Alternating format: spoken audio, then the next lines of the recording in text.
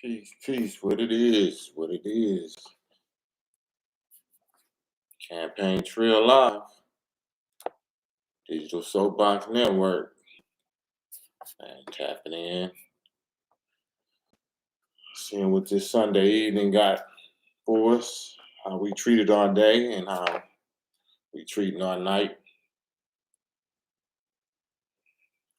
Wait for y'all to hop on, see what we're gonna talk about.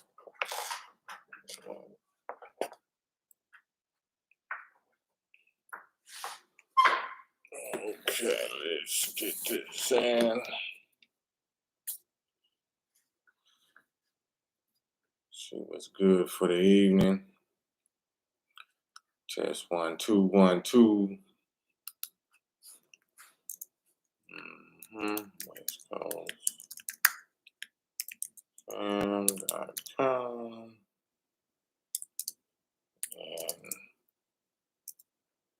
And just typing peace, man. I'm just typing.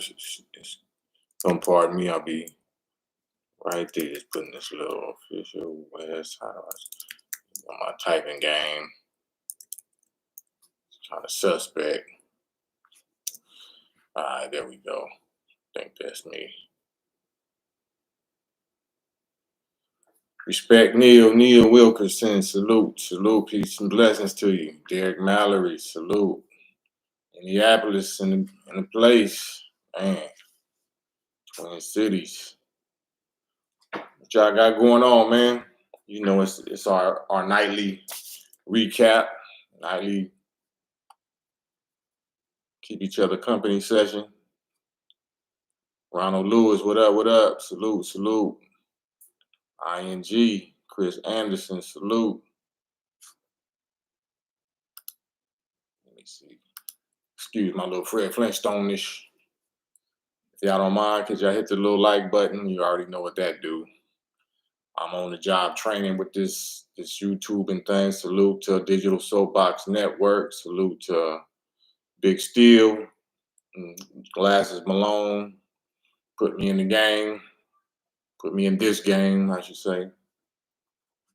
So I'm so censored and so cancel cultured on my own little situations that, you know, I gotta give big appreciations to Digital Soapbox Network letting me work this page like it's my own, this channel like it's my own. But what's the current events for today? What we talking about today? We talking about Kamala Harris. Man, I'm missing a screw in this handle, this arm rest. Kamala Harris and Trump. We talking about some brutality, police kind of brutality stuff. Talking about the Olympics. Talking about relationships. What are we talking about? What are we gonna start this off with? Derek Mallory. Cube is performing right now, Minnesota. Okay, salute. I don't know what that got to do. All right. You want to talk about something about Cube? You want to talk about one-on-one, 3 strikes law. Compliments of your guy, Bill Clinton, Hillary, and Joe Biden. Yeah, let's go and let's get into it. They trying to sell her to us. Oh, Kamala Harris. Is that what we're talking about? Kamala? Another in Lafayette, LA. Yeah, it's gonna continue. It's gonna continue. Is voting gonna stop that? Is voting gonna stop it? Can y'all let me know y'all believe voting is gonna stop that? Or is it gonna increase it? Is Kamala Harris being, you know, who and what she is, or she's claiming to be or claiming to represent, is that gonna only increase it? You know how I don't want to get into that. Let me just what y'all want to talk about? Because you know me, my thing. I'm gonna jump on my digital soapbox and I'm gonna be like Malcolm X in the '60s, standing outside with the bullhorn on the soapbox. So I'd rather listen to what y'all want to talk about, and we can go there.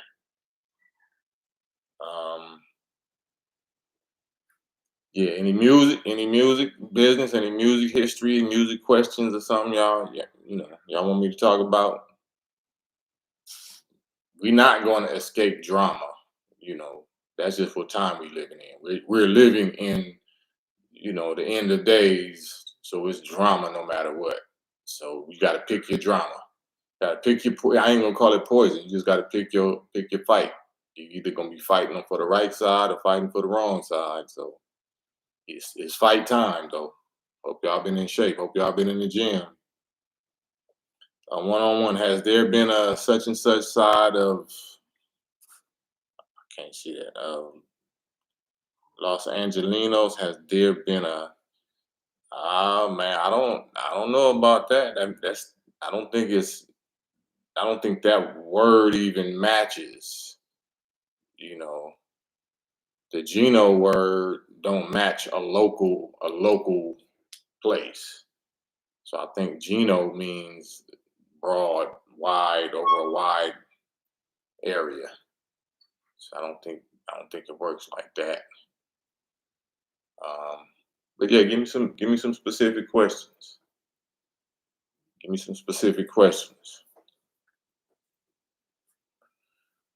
What y'all going through in your personals? Not getting super personal. Y'all have any relationship stress? Is the cost of living and inflation and raising prices and everything? Are y'all feeling that? Do y'all think that any certain president is going to relieve us of that? Do we believe in that? What do y'all think? Is it going to get better? We going to vote our way into uh, utopia? Is voting going to do it for us? We sure know how to come up with money though for campaign, contributions, right? Boy, if we just rallied them same dollars around actual things in our communities and among our people that needed to get done, we wouldn't need to funnel it through no certain candidate, right? But hey, what do I know? I'm a non-voter. I be seeing. I was reading some comments on my last post I just posted. You seen Elon Musk he shared it. I don't know who created it, but he shared a little AI Kamala Harris ad, tearing her up, talking about she was a DEI hire and she's a deep state puppet and all kind of stuff. So that was hilarious to me. But when I posted up and put my little commentary to it, I was looking at some of the comments. I don't do that often, but it's just so hilarious. Like, come on, bro. I thought you better than that, chief. You better than that, champ. So you siding with so what do you think Trump is going, man? I told you I don't vote. I told you I don't vote for Trump or Kamala Harris. But just because I don't vote don't mean I can't show you which one is the most faulty, which one is the most trickerationist. You know what I'm saying? Trump knows he can't act like one of us. He don't even try. So you just gonna be mad at him because he keeping it all the way, Euro. He keeping his nature and his loyalties or whatever all the way what he is. How can you be more mad at that than and with some, especially with somebody like me that don't got no records of taking no losses and predicting anything political or societal. Like I don't even know why y'all try it with me. Not y'all, but those characters. But you know, how am I I guess maybe the sellout if it looked like I'm exposing Kamala for the poser that she really is, for the politician, slick, slippery politician that she is, as though she ain't, I guess, have I turned on my people when I do that more than she's turned on our people? Career wise, spouse choice wise, you know what I'm saying, pandering wise, like how it's incredible, man. Our people are incredible when it comes to their feelings. Feelings, boy, them emotions, boy. They're blind us. He's blind us. But yeah, that's my entertainment. That's my daily entertainment. You know what I'm saying? My daily entertainment. But I would love to hear what y'all got to say, what y'all think. West Coast always had a lot of respect for you, brother. Pray is always good this way for you, for sure. Salute, same to you, West Coast. Much appreciated. Um, that's like the big news. Is there any big news? The Olympics. I think there was a big blackout or something in the Olympics. I ain't watching. I don't watch TV. I don't watch cable. I don't do nothing. This is all I watch. I get on here and give information and get information directly from my people. I don't know nothing about no news or no spins, journalism spins, whatever. But I've seen on some social media posts about it was a blackout in Paris. Something was going on. I don't know if it's another cyber outage or something. But I also heard it was um, some unsavory um, demonstration or whatever the opening ceremonies of the Olympics or something. Some people was complaining that it was a mockery of religious. I don't know if it's Christian story or Christian concepts, and it was like blasphemous according to some people. And then the very next day, it was a big power outage. Like it got shut down. I mean, they trying to suggest that it was a higher power, like God wasn't having it or something, he wasn't pleased. I don't know. I'm just seeing if have y'all heard any of this type of story, these stories. If y'all don't mind, man, can you hit the little thumbs up, hit the like button, subscribe, all that good stuff. It's not. It is. It is. It's not on tonight, or yeah, I don't know. Forgive me. I'm reading the comments, so I'm here to take y'all's comments, man, answer questions, just vibe it out, see what we into today. It's Sunday, passing a little collection plate, passing my little campaign trail collection plate. So you see the little cash app on my thing, pinned on my thing, on my comment. So if you're feeling the spirit, you know, Um, that where I come from was hard. Easty Crip 669. Man, all love. Yeah. Salute to Solo, DJ Pooh, my cousin Layback, rest in peace, Layback. Yvonne Thompson, Prop 25. Come on, guys. This is serious. Stop with all that. What she did years ago. Just look up. Wow. That's a great comment. Let me pin that. We gonna talk about that, Yvonne. I'm not sure how. Let me how do I pin this? Won't let me pin it. Replace. Okay.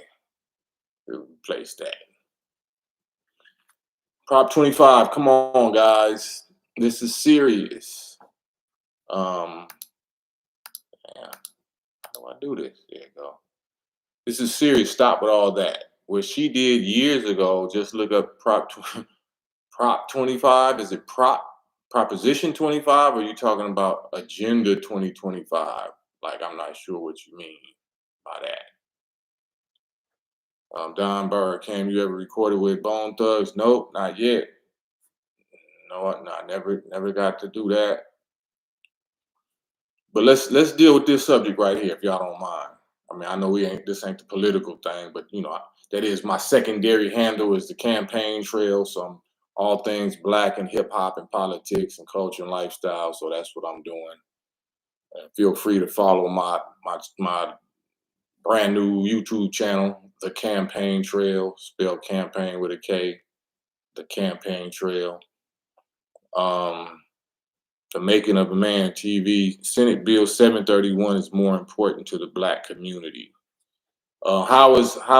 What is Senate Bill 731 and how is it important to the black community, and how is any bill or any proposal more important than reparations? why do all these politicians, especially presidents, act like reparations for black people is so complex and complicated and difficult? You know, I'm gonna go on this every single day. I'm not gonna dwell on it. I'm not gonna overdo it.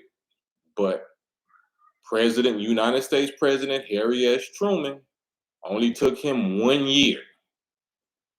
I used to say 3 years, but he only took 1 year to immediately start implementing migrating, taking Palestinian land, migrating the first 100,000 um, white German Ashkenazi Jewish victims of the Holocaust who are not native to Palestine. Took them from Germany, from Europe, and moved them and settled them in Palestine. Only took 1 year for the first 100,000. So he got that done. A U.S. president got that done for them way back in 1945 and 46.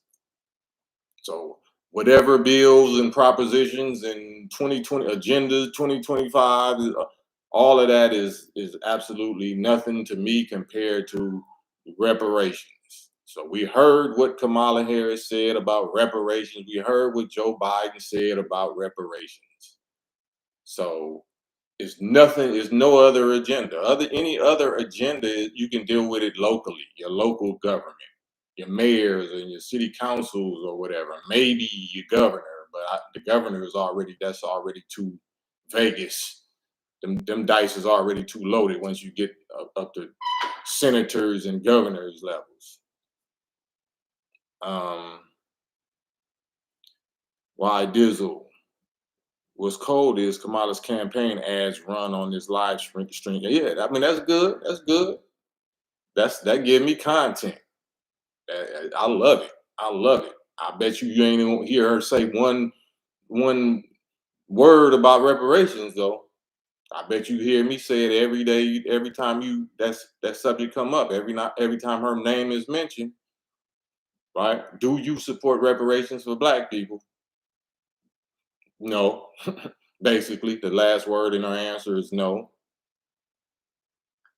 And well, do you know how easy it was for President Harry S. Truman way back in 1945 to make it happen within 1 year for people that they wasn't sure what they origin or the background was? All you had to do was say that you was, a believer in a certain faith because you couldn't tell by looking at the people. You couldn't tell what,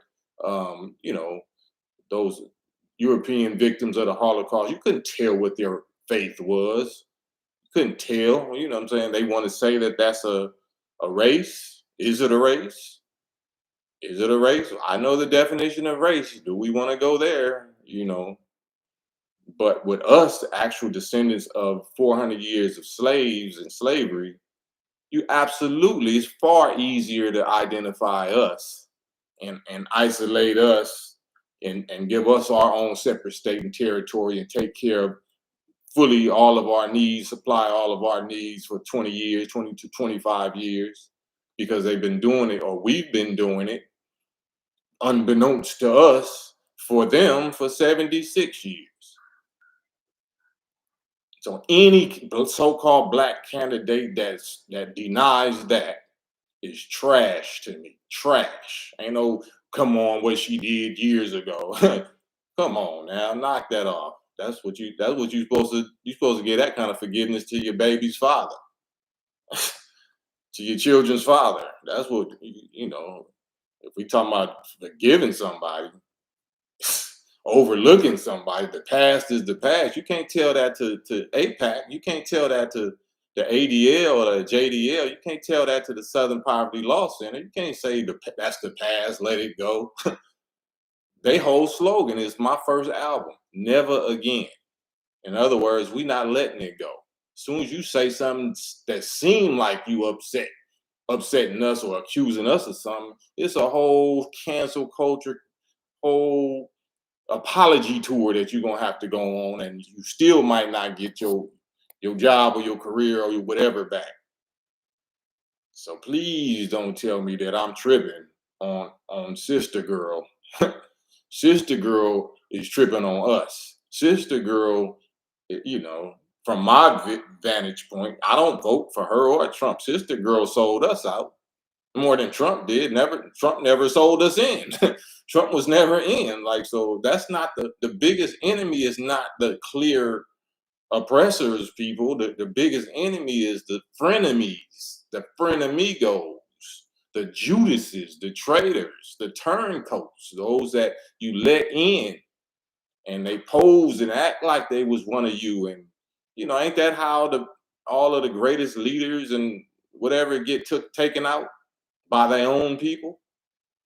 Well, is that our own people? Can we have that discussion? You know, because there's nothing in the history book, there's nothing on her career record that that you can justify taking that position against somebody that knows better. I know better. A lot of our people are Johnny come latelys or Jenny come latelys to this. We do this though. We do this. If you heard of Malcolm X, you heard of Minister Farrakhan, you heard of Khalid Abdul Muhammad, you heard of Muhammad Ali. Recently, you heard of my young brother Reza, Reza Islam or whoever you respect. We do this. We do this. So it's kind of futile. Like, I mean, if you just want to just argue, you just want to blow off some steam. It's not going to get nowhere. But that's why we don't vote. We know better than that. We don't vote for no presidents.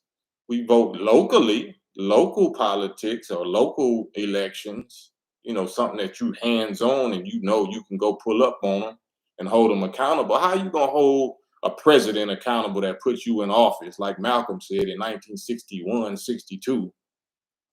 How you going to hold a president and that whole presidential apparatus and that whole system of judicial, executive, and whatever branches, and man, knock it off. What have they done for us up until this point? That which we should be believing this hype. We should believe still smoking this pipe dream. It's just incredible to me. This is incredible. Um, as the fair truth, she said she's not doing anything specific for black people. Imagine her saying she's not going to do anything. That's what I've been posting for those people who she's married to. Won't happen. She would never say that. Why would we let her say that to us? Because we got people that's gonna jump and throw on a cape, a sister girl cape, when that's not even your sister girl. Your sister is gonna act sisterly. Your sister's gonna put you and your community first. That's what a sister do. Is that your sister or is that somebody else's sister? Is that your woman or is that somebody else's woman? I keep saying that's my new saying. We her side people. We her side people, like side piece. We not her main piece. We not her people. We her side people. You know, she don't do nothing for us in the public. If she do anything, it's private. She definitely don't say nothing about reparations in public.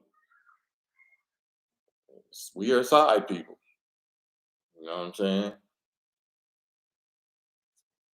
Wolves in sheep clothing. Jeremy Simmons, exactly. She says she's out here in these streets with Taraji P talking about pushing the wrong P's, talking about pride, plan B, and what else was the thing? Pride, plan B, and something else preposterous. Like, damn, that's the human Christian values now.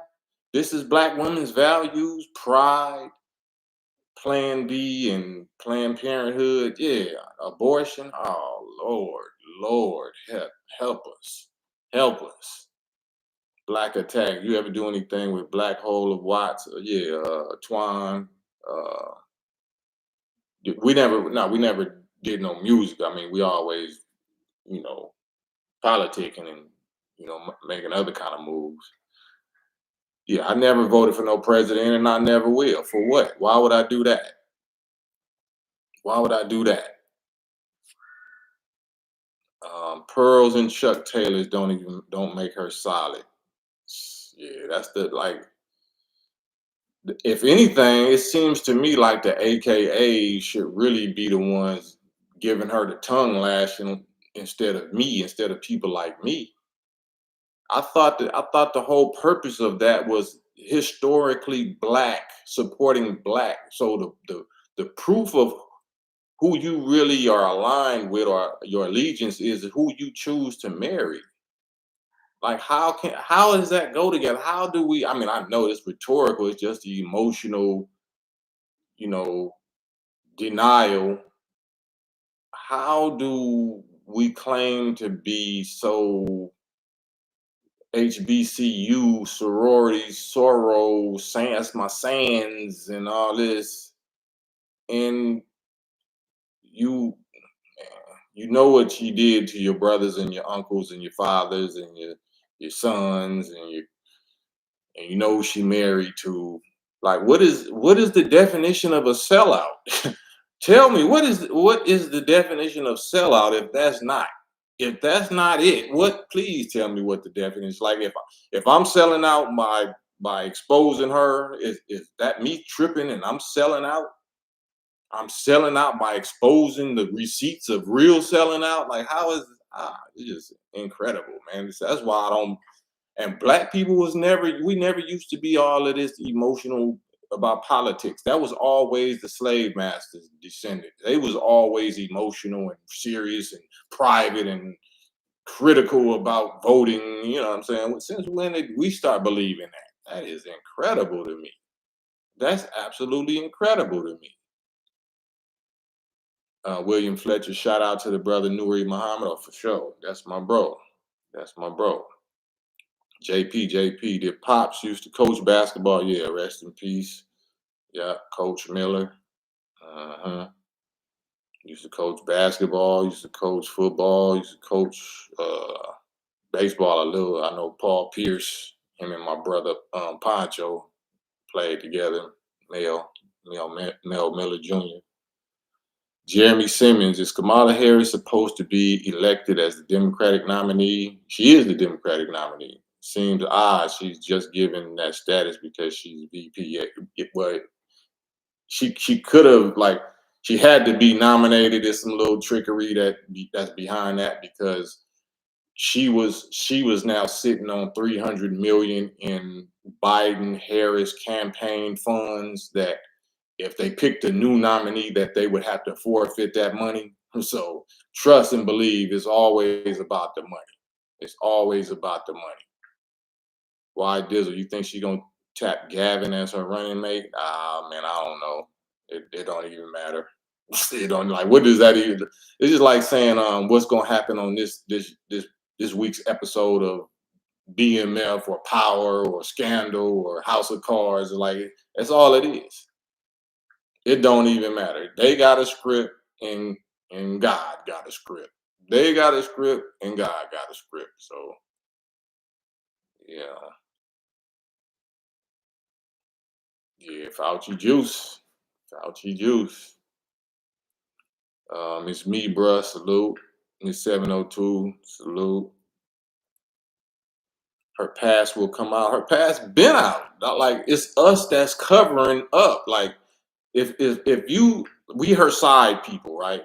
We her side people, and she's like a misusive, boyfriend or baby daddy or something, right? So we showing up with too many, you know, shiners and teeth missing, you know what I'm saying? And it's just like, he loved me though. She love us though. She one of us though. You know what I'm saying? She just do this because she love us. She just do us like this because she love us. Mike Smooth TV, are you and MC Ren doing? Not at the moment. Not at the moment.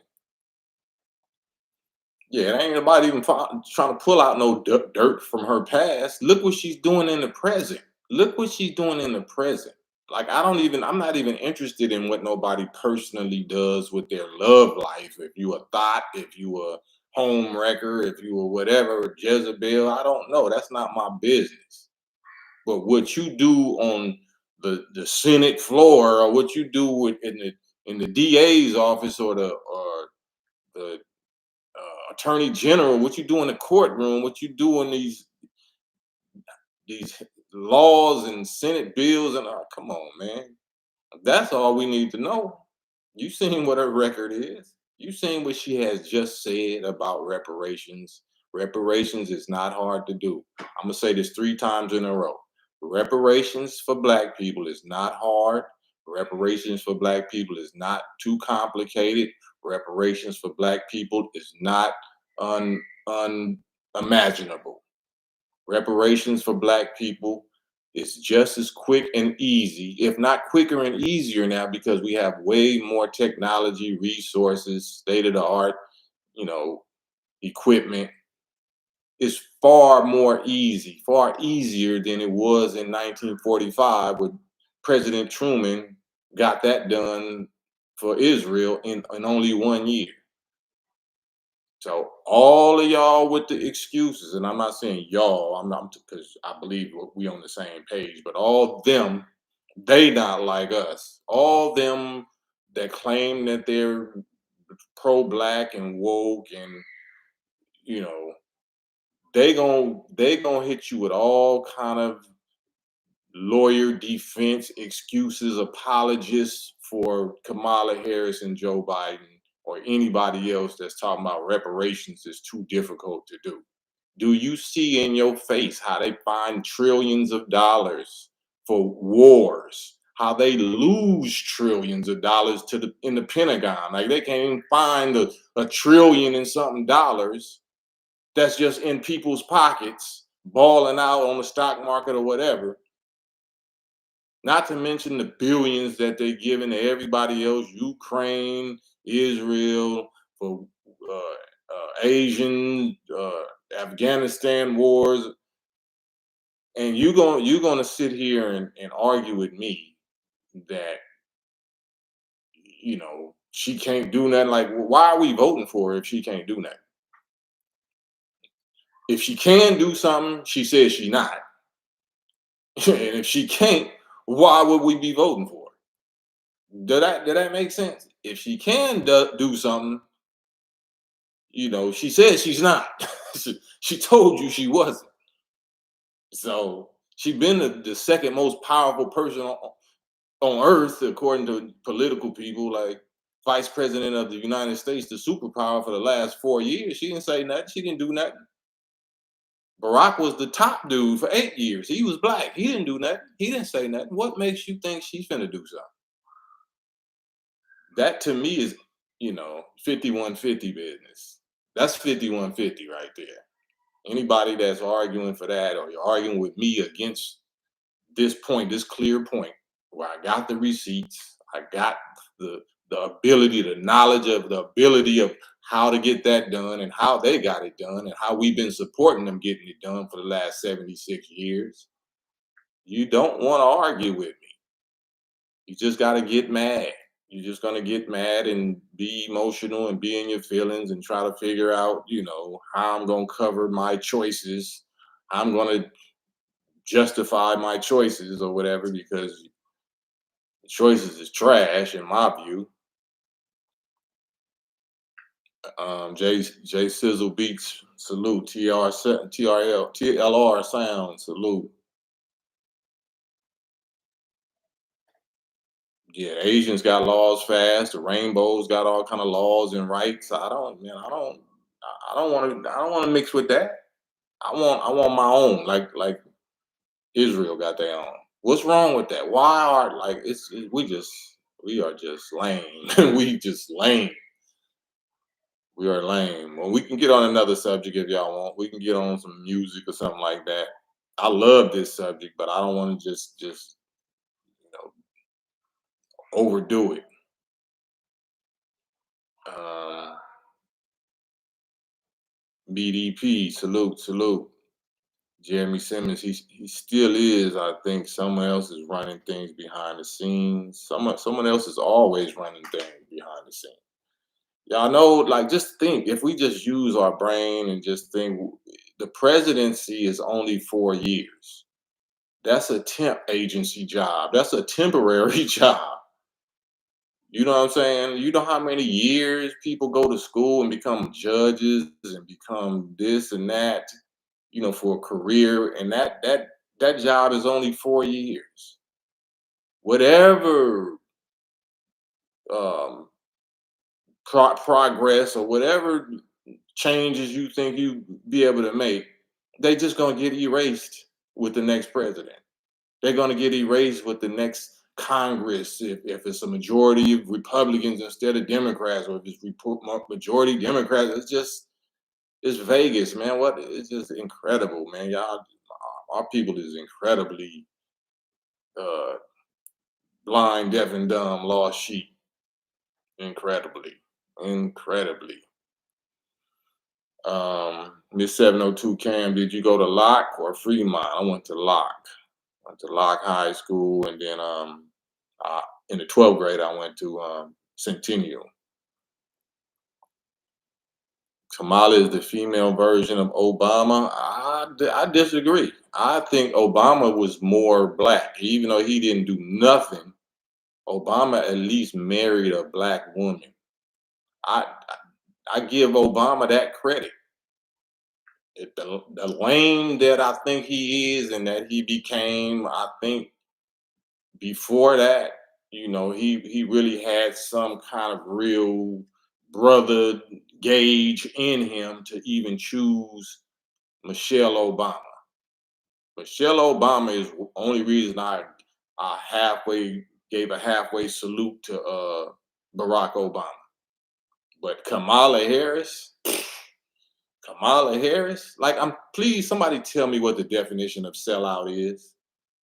Instead of calling me a sellout and saying that I'm tripping, what I'm saying, as though I support Trump, what I'm saying? But compared to like how y'all did 4 years ago, the lesser of the evils, clearly the lesser of the evils was Trump 4 years ago. I don't know what he gonna be now. If somebody tried to do all the stuff, and a whole nation of people lied on me and turned their back on me, was calling me the orange man and trying to trump up charges on me when all the presidents prior to me did exactly what I did or worse. Yeah, once I got back in president, I wouldn't give no F's about none of y'all. I'm just telling you, I don't vote, so I can say that. Don't think that I think Trump is likes or loves us, or Trump is going to save or make things great for us. No, he's going to do exactly what you said he was going to do because you gave him a reason. In my view, I mean, he was going to do whatever he was going to do, but he didn't do it during his 4 years. His 4 years, we didn't have no wars. It wasn't no super duper inflation where you can't even feed your family, you can't even pay your rent, you stressing every month, your stomach hurting. Now we was getting them like a little bag, especially black entrepreneurs, independent businesses, because he's a businessman. You know what I'm saying? He's not a poet. He's not a political poet and know how to say them nice political words that you love to hear so well. That's lying to you. No, he's gonna tell you straight out. There's a ish hole country. They all these ish hole countries and these across the borders is this and that. Like, he's gonna say some rough little locker room words. But yeah, I'd rather hear that. You know what I mean? A man would rather hear that. I don't know what a woman and stuff or what they own or what delusional, fairy tale, sensitive, emotional stuff that they might be on. But in the real world, we want to hear real words. We want you to shoot straight. Oh, okay. You say I'm a such and such. Okay, I say you a such and such. Okay, that's what it is, and we respect each other from that. But don't get up on me and smile and talk about they not like us. They not like us. Y'all just eating it up. You ain't gotta do nothing but come do some dance, just wear some chucks and do some kind of dance move, dance, and it's like, oh man, we deserve exactly what we get. We deserve exactly what we get. So I just say that. um, Gotta scroll back up. Baby E still got keep the peace. Salute, salute. Border Mac. No president has ever affected my life. Um, Black Attack. How much longer do you think we got to this world sink once Trump wins? Probably like 2 or 3 years. Maybe 3.5 years. I think by the time when and you can quote me on this, and I'll tell you what I'm going by. I'm going by prophecy. I'm going by Bible. I'm going by a lot of stuff. But in the event Trump gets back in office, by the end of his term, a term is 4 years, somewhere around 3.5 years is going to be you know, all bad. It's going to be it's going to be all bad. 3.5 years. So halfway through his last term, I mean his last year, it should be all bad. Um, and they run for 6 months, right? Elmatic, salute. Rich people are never gonna let poor folks vote them out of power. Yeah, I mean it don't even work like that. Yeah, it don't even work like that. It's between the powerful people. They just use us as a dice. You know what I'm saying? They use us as dice. If you playing like Monopoly or you playing the game of life, we just a number that they use to they just agree that they're going to respect these numbers, these little dice numbers. Okay, we got this many votes. Oh, I got this many. I rolled a 20 million. Oh, okay. They don't. We don't participate. The dice don't participate in none of the benefits of the monopoly board. The dice don't own no property. The dice is just used as numbers for the people that's playing, for the players. If that makes sense. Or you supposed to be on the One Nation album with Tupac or something else? Yeah, I was supposed to be doing a lot of stuff. King Z, Walaikum Salam. Suge, Trump versus Harris is like choosing between bacon and ham, right? They both got trick nade worms in them. JJ, appreciate the content, man. Salute, appreciate you, JJ. If y'all don't mind, hit the thumbs up. Like the video, share. If y'all don't mind, you can also bless the Cash App. I'll pin this back up. I ain't sponsored by nobody. I'm I'm culture canceled for many decades now. So any contributions are definitely appreciated. How you begin to write a song? Well, I'm not talking about that right now. My hubby here, 702. Who's your hubby? God AI King Studios. What are your top 3 hip hop albums, man?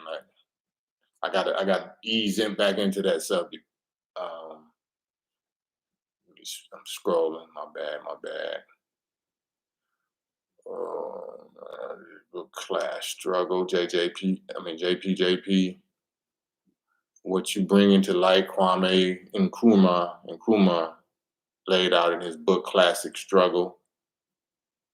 Um, I'm scrolling, so pardon me. Casualty, salute, Cam. Did you ever meet Easy? Of course. Were y'all cool? Yeah, we was cool, and under the circumstances because I was siding and riding with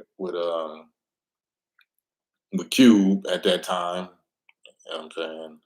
I'd imagine y'all would have been seems easy were more about business than anything. Yeah, they was all from the same experience, the Jerry Heller experience, and then a lot of them claim that Jerry Heller did them like this, but it seems like the artist that was under them was complaining that they was doing the same thing to them as they was accusing Jerry Heller and others of doing to them. So yeah, it's interesting. But yeah, I knew Easy. I knew everybody. We just didn't do we didn't do no music though. I was riding with Cube and on the greatest diss song of all times according to Cube, No Vaseline. That's me at the end, cussing like a sailor.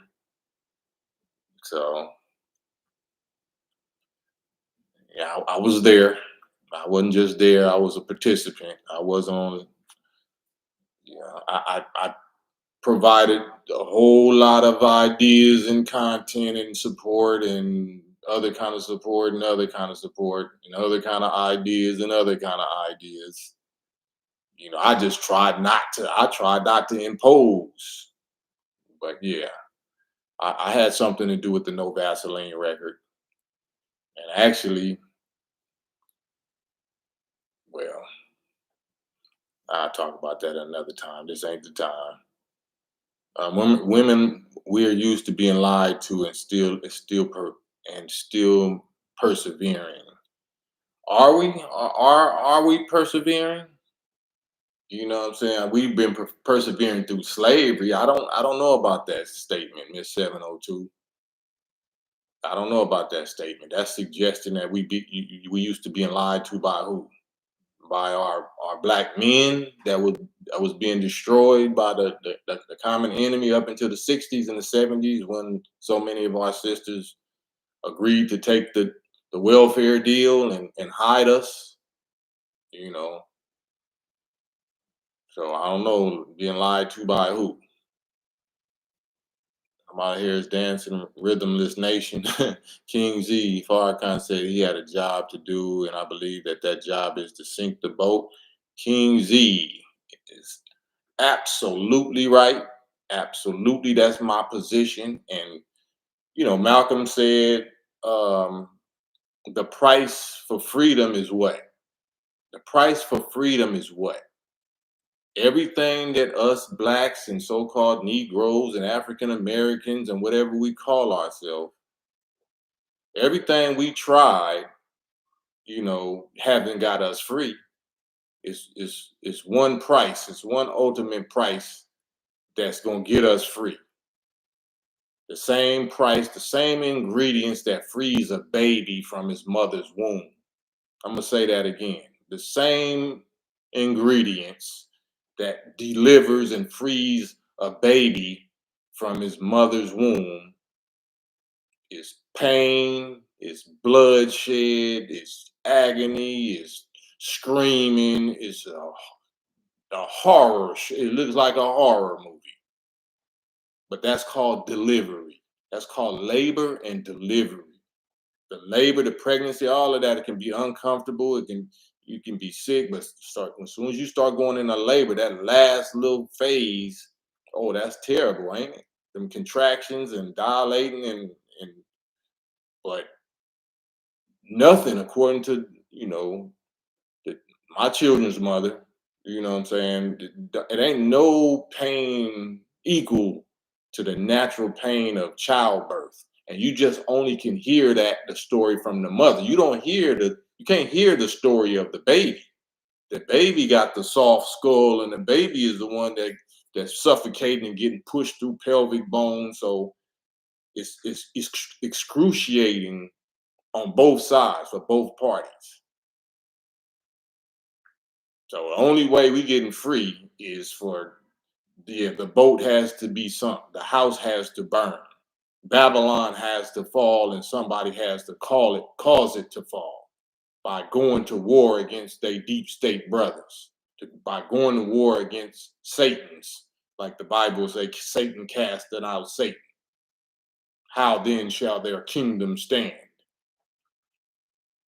So all y'all, what you talking about Kamala Harris yeah, you don't understand why I want Trump to be in office for that, but y'all don't want that, and I don't even want it to hurry like that. But we already on flatline. We already cold blue. We already mentally and spiritually flatlined as a people. All we doing is just more damage to our children and just contaminating and poisoning them, and it's like may as well just get this over with. May as well get it over with. This is my position. You know, this thing ain't never worked for us. Make America great again. Yeah, America ain't never been great for us. It's been the Great Depression, the great, shaitan, what they call it overseas. So yeah, we need to multiply the negative. Negative times negative equals a positive. But y'all think y'all gonna change the laws of math. Y'all think y'all gonna change the math and physics. That's not gonna happen. Snoopy Mac, salute, salute. It's a shame, but most of our people are brainwashed to do the one thing blindly, and that's vote and vote Democrat without getting anything or asking for anything. Yeah, that's just it's just terrible. Like Malcolm X is supposed to be all of our greatest leader. That's the greatest one. If Malcolm was here, Malcolm, Malcolm, Malcolm. But Malcolm clearly told us the Democratic Party tricks us. They're tricksters, especially the president. And he was talking about John F. Kennedy, called him a trickster because he's making tricks. If he made all kind of promises to the black people, and the black people were responsible for getting him in office, and then once he gets in office, he got time to do something for Khrushchev and Cuba and Castro and such and so and so, but nothing. He got nothing for the people that put him in office. Then he tricked the people that put him in office, the black people. So this is not a new story. Kamala Harris is just the most recent face. Then it was before that it was Barack Obama, and before that was Bill Clinton with the saxophone, and everybody was like the first black president. Like, and it's just 5150. It's just 5150. Anybody that, in my view, that's believing in that is 5150. Um, ain't got nothing, won't get nothing. It's only through labor and delivery ingredients that you're gonna ever get something.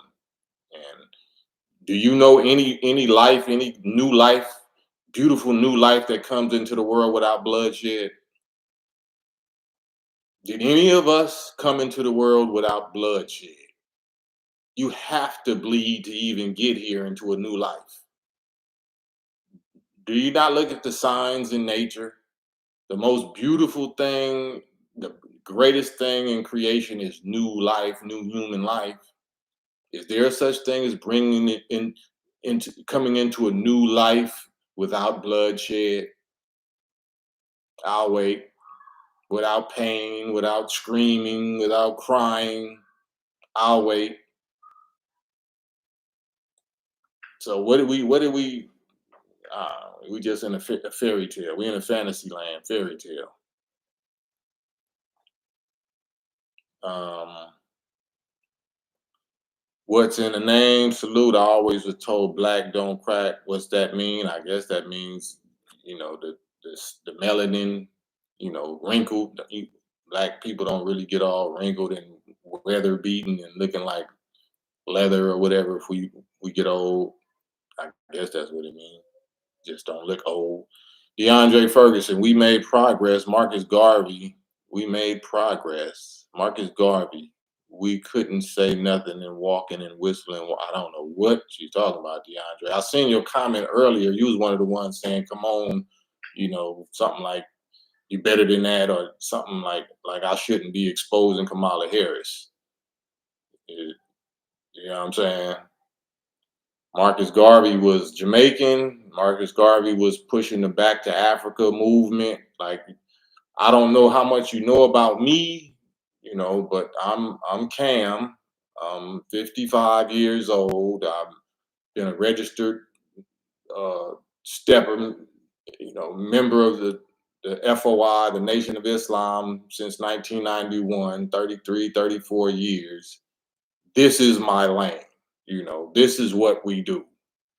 We are the activists. We are the most prominent, most successful, most progressive, most united, wise, healthy, strong, you know, organization in the history of America and in the history of the world. So anybody that might, disagree, you have the right to disagree with whatever, what I'm saying, but no shot that the nation has ever called when it comes to politics or political candidates or whether this is going to work or that's going to work has ever been wrong. So if you just want to exercise, your free will to reject and rebel and disagree, then you're free to do that. But We don't waste our time, we don't waste our life and our energy hoping for that does not exist and that we know does not exist. That's actually a detriment to our children. Anybody, I believe, anybody that's still believing in this foolishness, I believe you're cursing your children. I believe you're cursing the next generation. And if we look at this generation now and the miserable condition that our youth is in, it's our fault, right? It's our fault. We sold them some type of dream or we sold them out. Something happened. The law of cause and effect. You don't get a miserable product or result without a miserable cause or causers. So that's why I hold people my age accountable. That's why people don't like me and I don't care about them liking me because I don't like them either. Like I don't like the condition that we in. Oh, blame, you ain't supposed to blame. Yes, you are. Yes, we are. Yes, we are. Since when can I since when am I not qualified to be a judge? So the European people that enslaved us and have been brutalizing us for the last 400 years, we respect them when they put on the black robe that symbolizes what we really are naturally, especially the male. We're not qualified. Oh, who you think you are? You talking down to people? Are you conceited? Are you? Well, whatever. You see what I'm saying? That's how it is when when you know you got facts. I don't even really get emotional. I don't get emotional. People get emotional at me. You know what I mean? And people got emotional at Jesus and every other prophet to the point where they squatted up. They couldn't even stand each other. They wouldn't have even united unless their ego and their negative emotion and their guilt became the glue that united them to crucify Jesus. They came together to crucify Jesus. They wouldn't come together for nothing righteous. They came together to go against that righteous truth teller, though. Ain't that something? So I know my history. We knew what we was getting into when we signed up for it. That's why we got, we blessed to even last this long. Now we're the elders and the OGs or whatever. Now we're the sages or whatever. I remember I was young. I didn't want to do this. I thought the adults had it all figured out. I thought the adults were so smart and wise. I didn't know that they was dumber than me. I had no clue. I didn't even. That's how I know it's a God because I couldn't possibly have survived with these 5150 so-called adults running the show. Oh my God, terrifying when you find out how deaf, dumb, and blind we are. JP, salute. Thank you. You and Compton's righteousness, still the tightest MCs. To all of our people should read the book Classic Struggle by Kwame Nkrumah. I mean, damn, I always have a problem um, pronouncing his last name.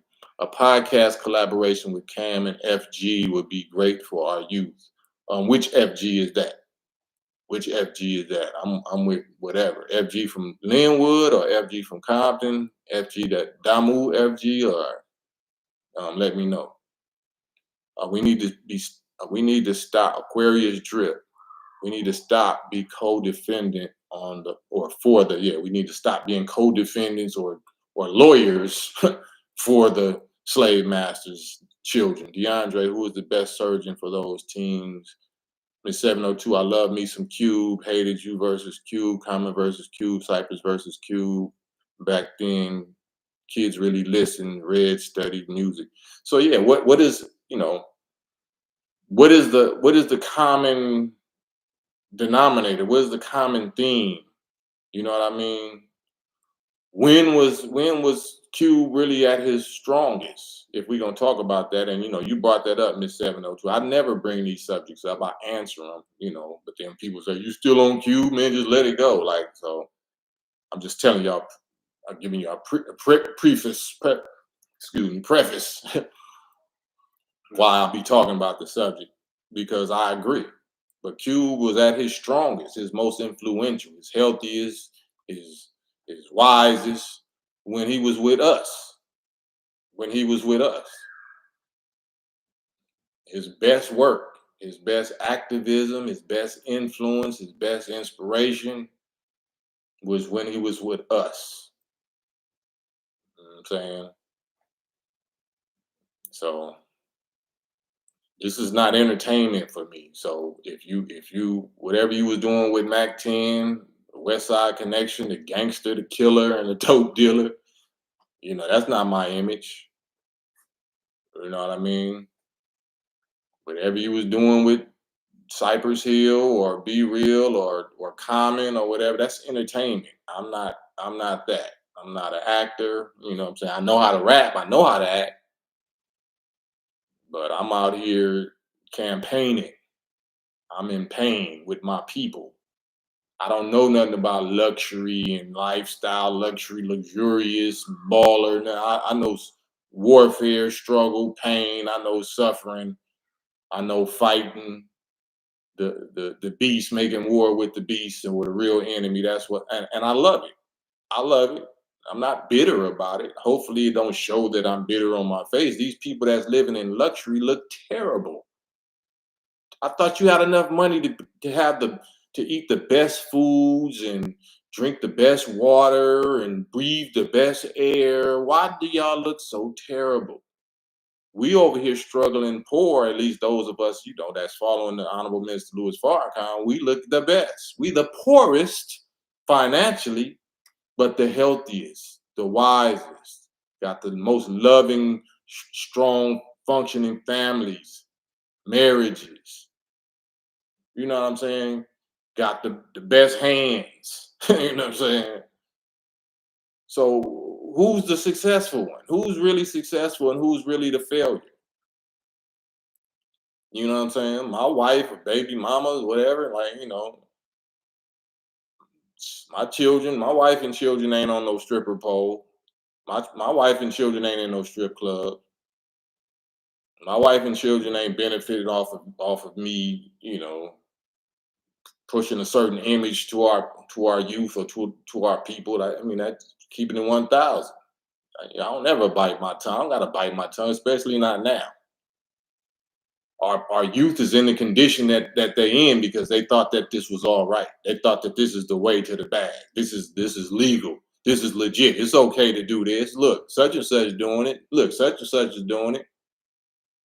And now, the trickster liberal Democrats is using that is using that all the way up. Now, what's her name? Megan the Stallions and Glorillas and all these, you know what I'm saying, sticking their tongue out, twerking everywhere, twerking in the White House, sticking your tongue out everywhere. Like what?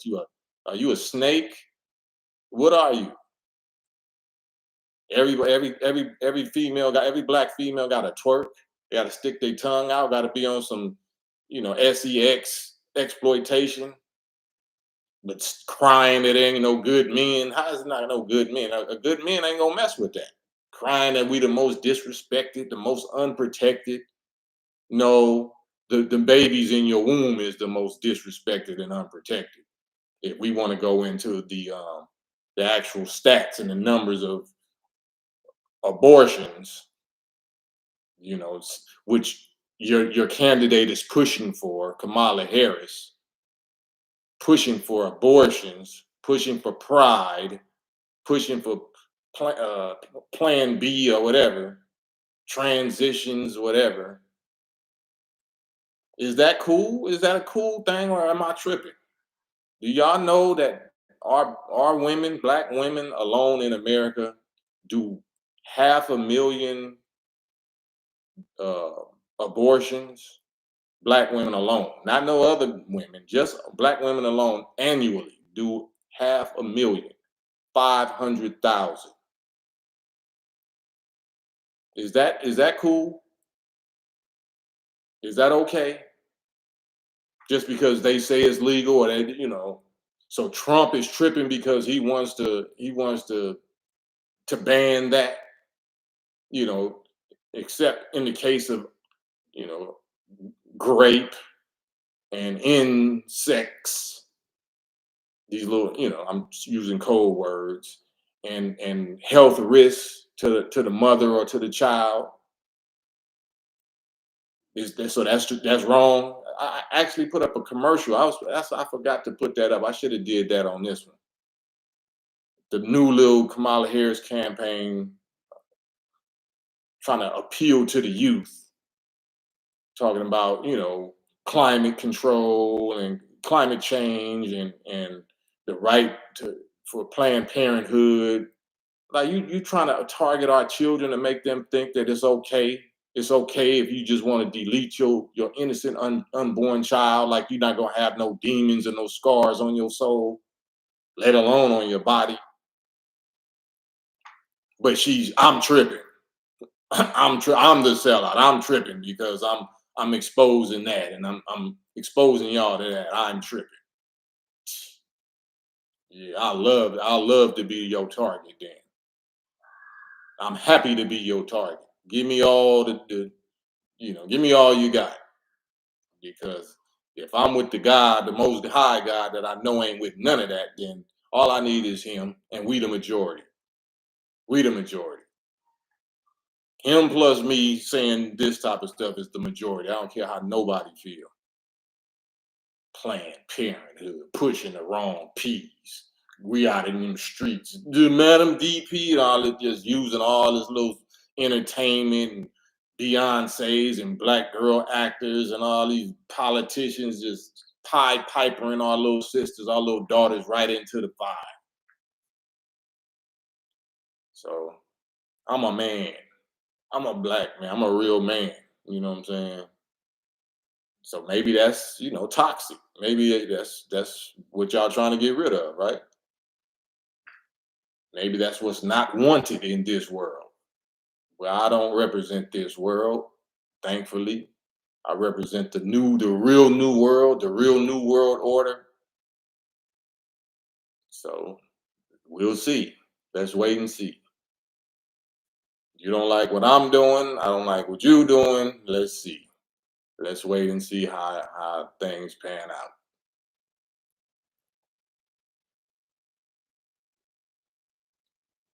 But yeah, man. I'm still scrolling. So um, yeah, we just gossipers. Like we just childish. Our people, man, generally speaking, the majority of us is just childish. We on here, and I like to give some passion and show y'all who we supposed to beef with. Ain't nothing wrong with beefing if you beefing with the right enemy. But we so busy, just on some emotional, childish. We can't understand. We don't want to understand. Like real thoughts make our head hurt. I need a drink. I need a smoke. I need a joint. I need this. I need like just think like so. That's what we here for. That's what we here for. Or that's what I'm here for. If y'all don't mind, man, hit the little thumbs up button, hit the like button, like, subscribe. Digital Soapbox Network. Salute Big Steel. Salute Glasses Malone. Put me on this platform. Uh, Greatly appreciate it. I greatly appreciate y'all ears, y'all priceless attention. That's better than any pay.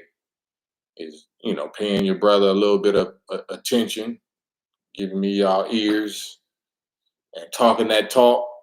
It's not barbershop talk, but it's the talk we think. We I ain't saying nothing that y'all ain't already thought and already said, but it's just good to hear somebody, confirming what you already know and being able to put it in a nice little passionate so-called celebrity package.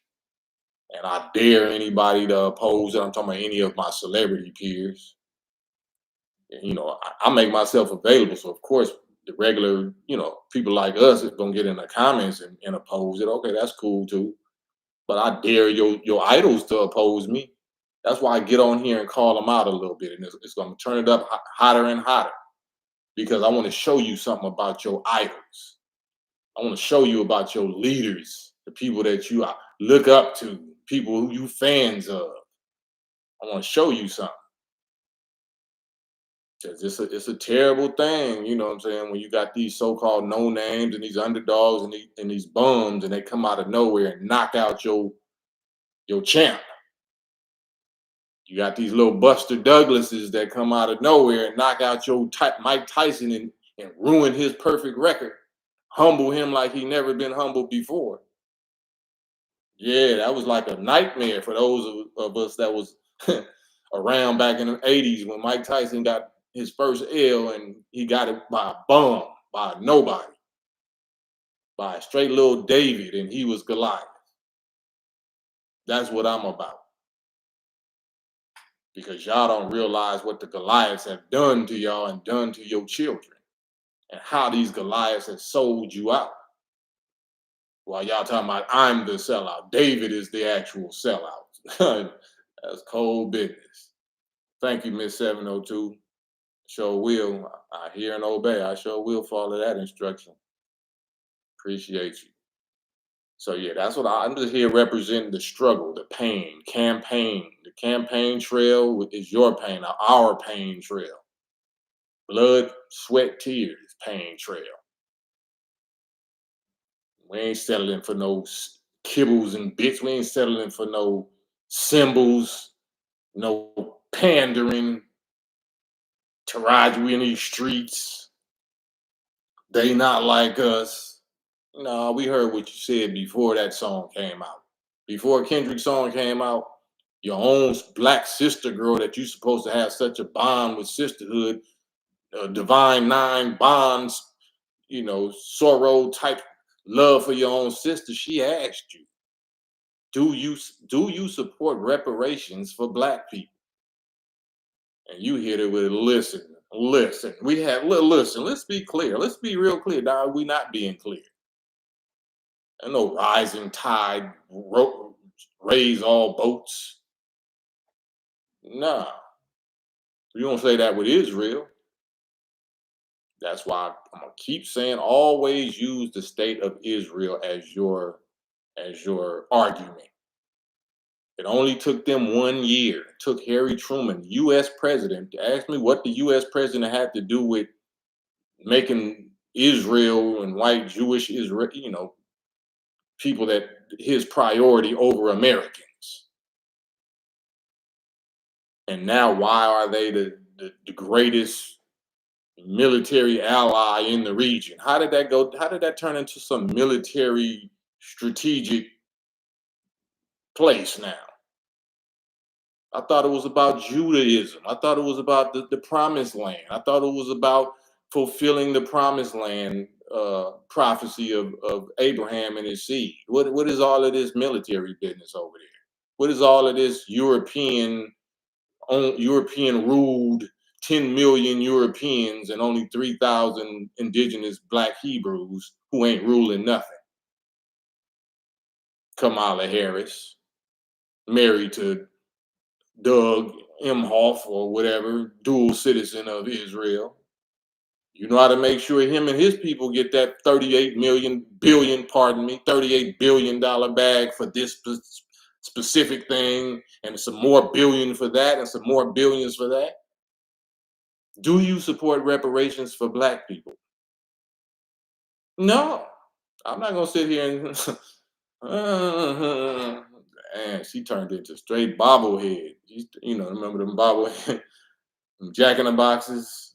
I'm not gonna what did you need to do that for, Kamala Harris? Because she struck a nerve. She was so calm. That was a real sister. Do you support reparate? Like she was offended. Like you you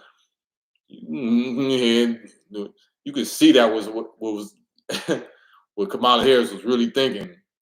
Do you support reparations for black people? Ooh, it reminds you of remember that Dave Chappelle? He's talking about oil. You talking about oil? You cooking, bitch? And then knocked over the. She did a straight Dave Chappelle. Knocked over the whole thing. She wanted to knock that whole thing over when she asked her that question. Like, why you gonna ask me some shit like that? Why you gonna ask me that shit on camera, sister? You know we supposed to be trying to get in here. Like, nah, sister wasn't having it. She wasn't going for it. Do you support reparations for black people? And then she was like, "So you saying like, so there's nothing specific that you plan to do for black people? So you just going to say that you help one and you're going to help everybody?" Ate her up, as she should. Ate her up, and respectfully, like she ate her up with a question. She ain't even doing all this rambling that I'm doing. She ate her up with a question. Got her studying, Jim Crow like what? Anybody asked you none of that? She said, "Do you support reparations?" I wouldn't even have said, "Do you support reparations?" Support is too vague of a word. Support like what? No, you got to give them the facts. In 1945, the U.S. president did this. They didn't support reparations. He imposed, he enforced, he created reparations. He made sure they got it. It ain't no support. So y'all need to use the same argument and know how to smoke out these maggots. That's why you see they don't have none of us in no interviews, right? But social media allows, even though I can't get the credit for it, so many of these content creators on social media, on YouTube, Instagram, TikTok, and all of that, they take our talking points and they go viral with it. I'm used to that. I'm used to not getting no credit. But God and me know who's responsible for this. He knows where this idea came from, and that I've been dealing with that for 30 years in the rap game with your favorite rappers. You know what I'm saying? You thought these was their ideas. You thought these was their songs. You thought this was their brainchild. These is their symbols and all that. No, I'm a vet in this. So it's not about me being known. It's about getting the information and the warning out there. So I'll use whoever has your ears. That's all that matters. They getting the message. Yeah, it don't matter where it came from. It just matters that they getting the message. So your favorite content creators take my content, take my talking points, and I'm not saying I'm just this originator of ideas, but they study me and they know I'm not gonna hit them, and say you got that from me. I ain't gonna say none of that because God know where they got it from. God know.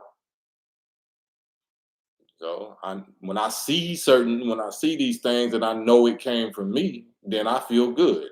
I be thanking God, like, I don't gotta have a name. It don't have to be about my name, but that I was the instrument that was used to get this to these masses. So I'm grateful.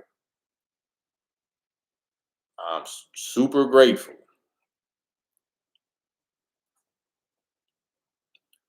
So yeah, man. But maybe we can get on some music stuff now, some music conversation or relationship conversation, because this kind of got something to do with relationships. Kamala Harris's choice in a husband versus her choice of who she was dating on the way up to who she settled on and for a husband. That is also something that these young black women or black girls, they want them to emulate. They want they want our daughters to follow that same example. So whatever you was doing with, on your way up, and you don't have any children. Am I mistaken? Does Kamala Harris have any children? Why is that? Why is that? Were you celibate? Were you abstinent? Why does not Kamala Harris or Oprah or whoever? I think Oprah apparently. I think she said she had a child and put the child up for adoption. But if your greatest natural power as a woman is co-creating human life and the joys and the fulfillment of actually raising another God, a little male or female little God, is nothing greater than that. why do these so-called powerful boss whatever's these why do they not have that, and they don't have it with their own. They don't have it, and they don't have it with their own. So relationships are key signs and key indicators of whether you're successful, period, as a business person, as a team player, as a sister, as a brother, as a community leader.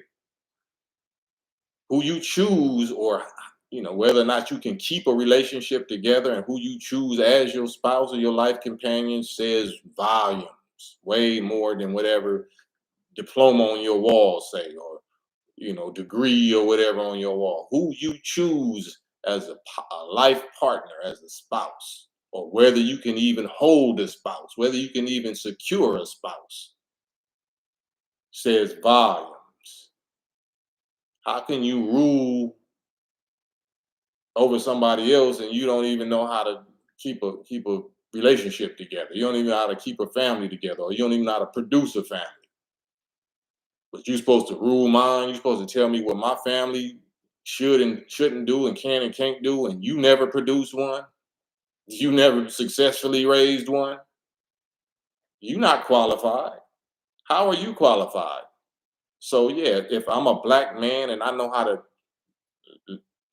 present this type of argument, I'm far more qualified as a judge, because that's all a president is, right? Any lawmaker, you're a judge. You're a judge. You have people's life and death, the destiny of their life and death in your hands with the stroke of a pen or the stroke of a word. It's people half our age that's ruling whole countries. And we ain't ruling nothing. We can't even rule our household. We can't even keep a relationship together. So they ain't gonna tell me that I'm not qualified.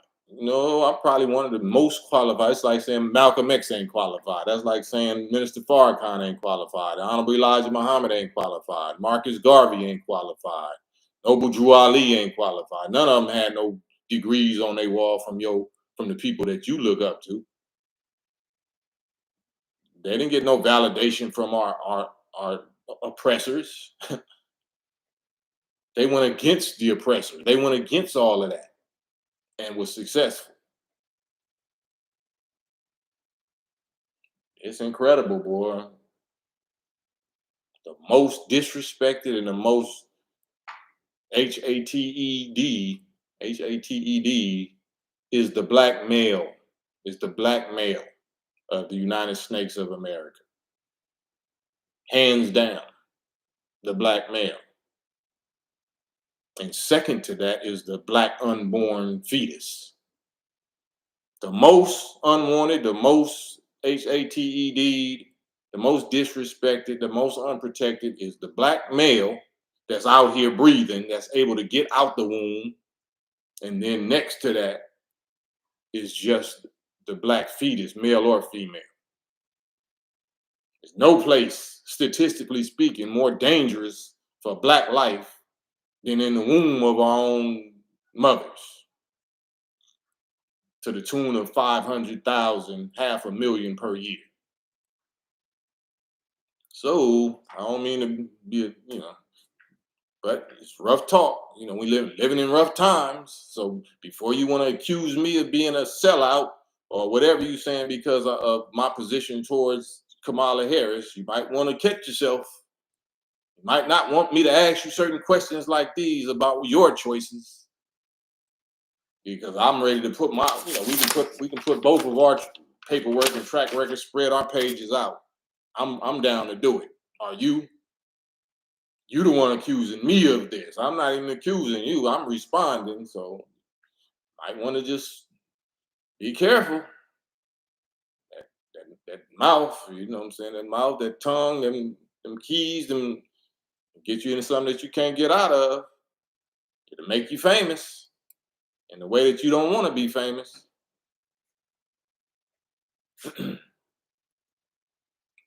DeAndre Ferguson, they told me listen to school, feelings are lost, they just misplaced. That person's journey is that person's journey. Miss 702, well, I gave you credit, Mr. Cam. After asking you about the Moors, I found 3 men of Islam to ask on my page. Keep going. You're enlightening. Thank you, Miss 702. That's what it's about, right? We here as creatures of love. For companionship. Even me talking right now, this is priceless to somebody. You can't put a price on, you know, counsel, on righteous counsel, on certain experience and wisdom and guidance. You can't put a price on right guidance, especially if it's God, divine guidance. You can't put no price on that. And I can't charge for it. So it's a win-win situation for those that got ears, that got eyes. I can't charge for it, and you can't put a price on it. Why not benefit from it? Why not benefit from it?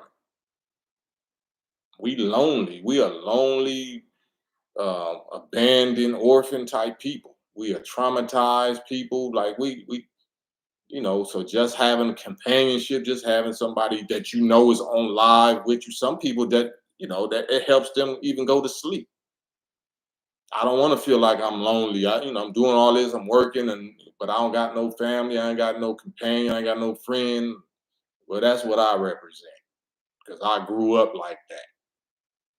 I know what it's like to be lonely, to be forgotten, or nobody knows, nobody cares. Like, yeah, I don't know if you heard my records that I made. You have no idea what I'm going through. Who cares? Make me want to holler. Oh, that wasn't shit. That wasn't fake. Who you think that came from? So I understand because I go through it and I'm going through it. All I know is loneliness and pain and heartbreak and betrayal and suffering and loss. But it's not just only that. I got knowledge of self, and I got way more blessings and gifts and understanding that balance that out. So I look at it as weights. It's like weights in a gym. All those things is different plates that you just get under and just work out with. But you be sore, right? You be sore. You might tear something. You might pull something. You might pop something. You be out the game for a while. But the whole nature of working out is that's how you know you got a good workout because you sore. So that's physically sore, and if you really stressing and going through something, you're gonna be mentally and emotionally sore. You're gonna be heartbroken. You're gonna be betrayed, disappointed. You sore. I'm sore at these ninjas. I'm sore at this female. I'm sore at my children. I'm sore at my siblings or something. It's exercise. Look at it as exercise. That's weights. That's gym equipment. Don't say, man, I ain't never going to the gym, man. No, just look how good you look. You keep it up, it's just gonna be flowing. So just like if you keep working out, you just gonna naturally just start looking better and looking in shape and having more energy. Your circulation gonna be different. It's the same mentally and emotionally. Don't punk out. Don't start becoming an addict. Don't start becoming an alcoholic or a weed addict or a cigarette addict or a food addict or running from your problems addict. No, go to the gym. Get that full workout in. Pace yourself. Don't try to do too much. You can tell when you got a good workout in.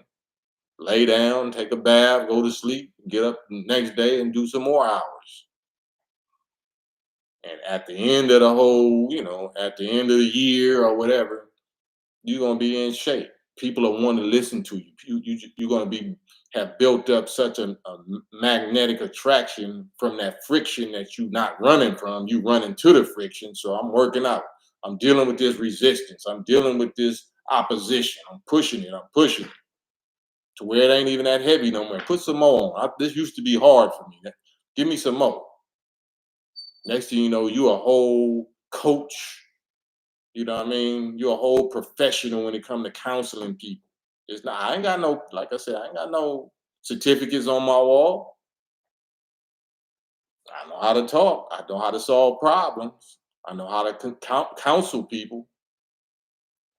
It's called experience. It ain't paperwork. Paperwork don't get it done. It's experience. And it's the heart and the spirit that you got because you went through it. And you don't want to see nobody unnecessarily suffering. I'm not foolish though. I can't stop, and I wouldn't stop or get in the way of somebody going through what I know they have to go through. You have to go through that. It's like God. He just stand back or sit back, and you got to go through that. This is how you become a God. You'll never become a God if I keep doing everything for you. You're children of the Most High God, like the Bible says. It's Sunday. Ye are all gods. Have I not said that ye are gods, but you shall die like the princes of men because of this or because of that? So if you're a Christian, you're supposed to see yourself as a God. So if you're a child God, then you got to do whatever the Father did to become a all-powerful God while you live in your lifetime. Well, we ain't no God. Well, that's you. I am. I don't know what you are. As a man or woman thinketh and declare out their mouth, and that's what you are. You ain't ish, but whatever, weak flesh, then that's what you are. Not me. Not me and mine. Me and mine are gods, children of the Most High God. So I know y'all didn't come here for that really, but it's Sunday. You know what I'm saying? This ain't preaching. I ain't telling y'all to believe in this type of God and believe in that, unless the God is in yourself. Believe in yourself. Believe in the God in yourself. I ain't telling y'all that y'all got to pay this uh, tuition or this collection plate to sit in the front row to listen to me. Nah, you paying me already by paying attention. But like I said, if there's anything that that the God or the Spirit put on your heart, then feel free. Hit the little cash app. It's right there, official West Coast Cam. Because I definitely don't get supported or sponsored or funded by our enemies. DeAndre Ferguson, salute. Say the new no jumper. Yeah, I'm gonna go deal with that culture vulture too. You know, I just was talking to Spider Loke. Shouts out to Spider Loke, my bro. We resolved our differences that we didn't had for the last 5 years, and he was over there on no jumper, participating in some of that. You know, in the interest of getting on and becoming a influencer, a social media influencer. Sometimes when you're in Rome, you got to do what the Romans do. I went on Vlad before. I was on Vlad, but then he did some, said some crazy stuff against the minister and slandered him and wouldn't take accountability and apologize. So, but I would still go on Vlad, and I wouldn't tell nobody else to go on Vlad. Vlad is no different than CBS, CNN, NBC, all of BET, MTV, whatever. All of them are owned by the same people, the same type of people that Vlad are. Vlad claims to be an atheist, but he hurries up and puts on his cape when it comes to the Ashkenazis. So that's what he is. And he hurried up and got on code with them and lied against the minister. So I let him have it. Did a song with Dame Dash, salute Dame Dash, called Culture Vultures. Gave him a nice little tongue lashing. But Adam 22 or whoever else, all of these people, they ain't giving us no health food. They giving us junk. And we love it. We love the junk food. So my thing is just be a clean glass, offer a clean glass and let the people decide. If you want to keep on drinking out of that contaminated cesspool sewer container, then enjoy. And you get all the little bacteria and germs and viruses that come with it. But over here, I'm trying to provide us with something clean, but still something gangster or militant, still warfare, still honorable, still manhood. Because anybody that's about sharing I guess dude wife is a dope star and shit. all that old weird deviancy, you know, you already see what that is. But that's everybody. That's dang near everybody in Hollywood. You know, the creators and the owners of Hollywood, you know, it's, if you look at who owns the TORN industry, it ain't us. It's a certain people, the same people that Kamala Harris is married to, are the biggest owners, the owner of Cornhub, the owners of all of these industries. But we're tripping. We're tripping. Blue icon, fools from the IE moan when they white. Oh man, I don't know what that means. Kevin KB, yeah, the little hats, the small hats, JoJo hip hop spot. Need that new KAM album. Sure do. I'm sure waiting on it. Sure waiting on it. It's done, but so was the Warzone album, and that never came out. Eric Swan, we never die. The body dies, but we live forever. If you righteous, I mean that's what I believe. There's no way you can prove it, but I believe that righteous minds never die. You know, and there's a difference, according to my understanding, between mind and soul. Mind, soul, and spirit is three different things, but that's a whole different conversation. So I don't bank on something that I don't have no knowledge or proof on. So my heaven and my hell is right here on this earth.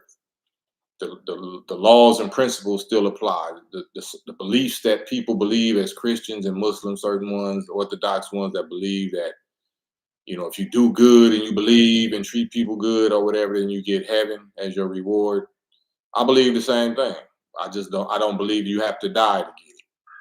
I believe you get it while you alive, and if you're not able to get it individually, then your children or your loved ones are going to get it. So you're going to be able to enjoy it in them, through them. That's what I believe. But it's just belief. That's why I don't really do beliefs that much. I do stuff that I can show and prove. Black Attack, what are your thoughts on Jimmy Iovine? I think he's one of the ultimate culture vultures. He's one of the ultimate 10% bloodsuckers of the poor. You know what I'm saying? One of the ultimate, the top architects of the degradation image and sponsoring the destruction of our youth. You know, they the ones set the trends, right? They are the programmers. They are the signers of acts. They're the one that put millions of dollars behind who they want to be a star. And they lie to you and say the people don't want to hear that. That's a bold-faced lie. The people love to hear all of that positive rap. Same with back in with soul with James Brown in the 60s. We loved that. Somebody else didn't love it. Somebody else didn't love that we was doing that. And they put their money that they control because of the Federal Reserve and international banking systems and stuff that they know we need. So he who controls money, a nation's money, controls the people, not the politicians. The people that control the money control the politicians. So once they seen all of us loving each other and being black conscious and having African medallions and X hats and X medallions and talking about, you know, pro-black unity and black love. Oh no. The people that have the money and have the media and have the vehicles and the outlets, they change the direction. We wasn't starving for no smut rap. We was embarrassed about that. Like, yeah, that was cringe for us. Like, man, we all right, man. Turn that off, man. My mama out here, my little sister out here, my daughter out here. Now you promoting that to your daughter. Yeah, twerk, clap it, girl, clap it. Hands on your knees, hands on your knees. Ah, that's my baby. Like, you just, oh Lord, have mercy.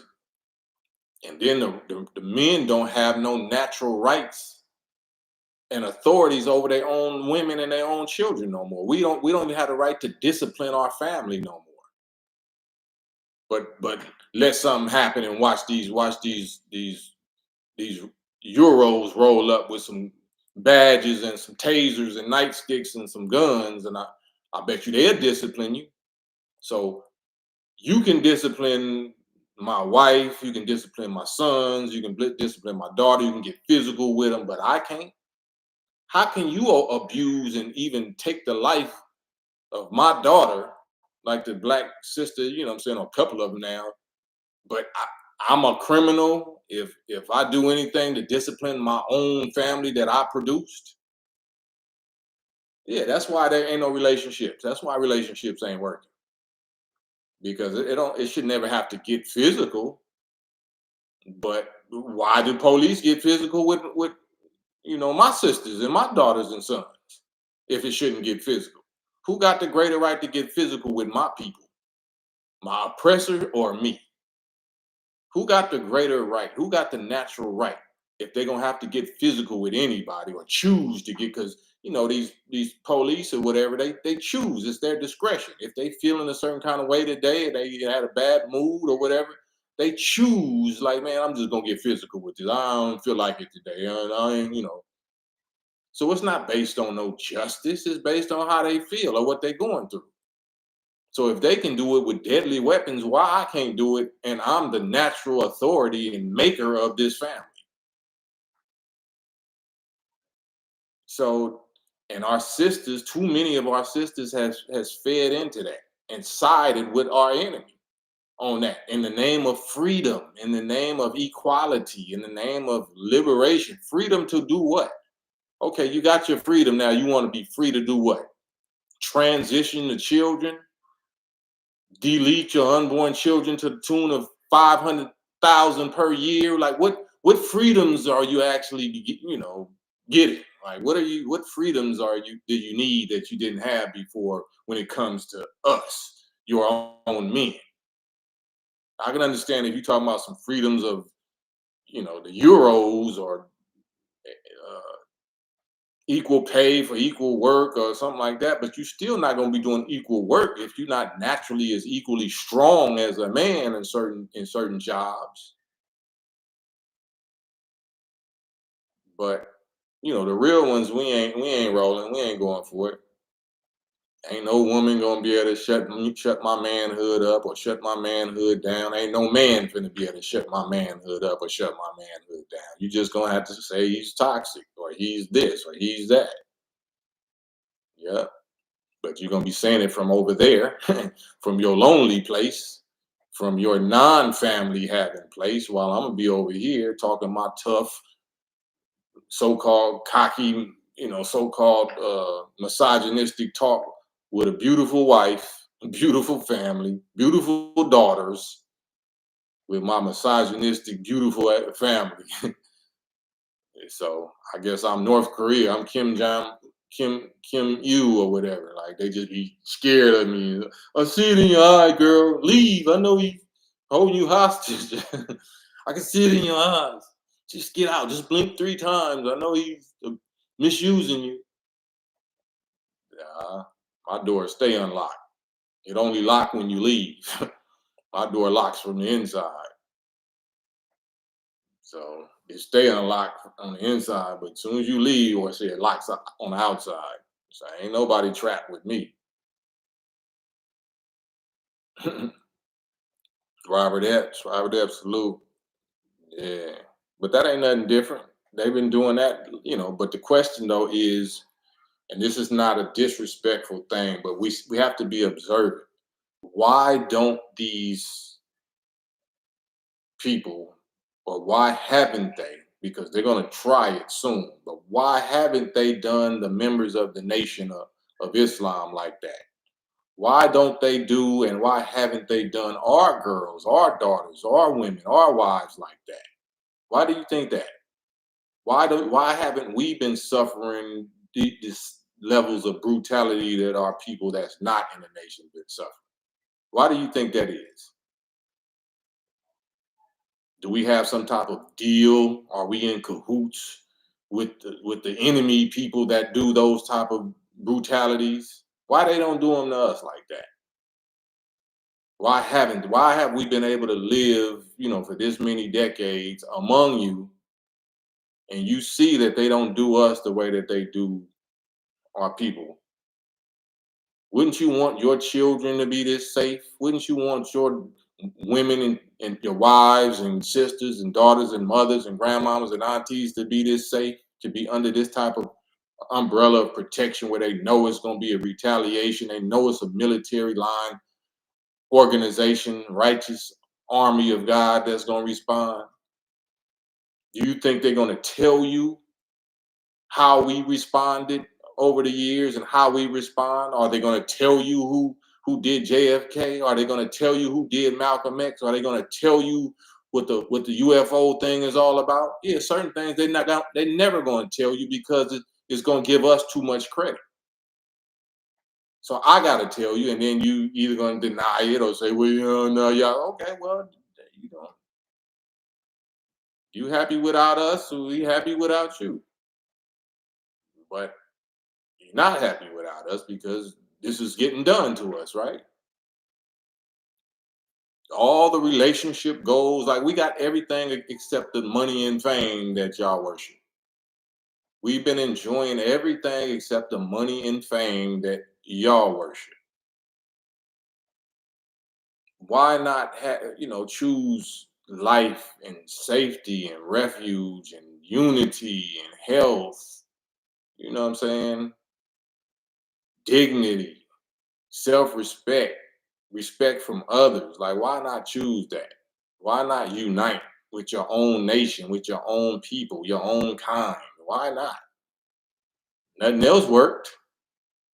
Everything else you done tried failed. Why not do that? Salute Yusuf Arlan.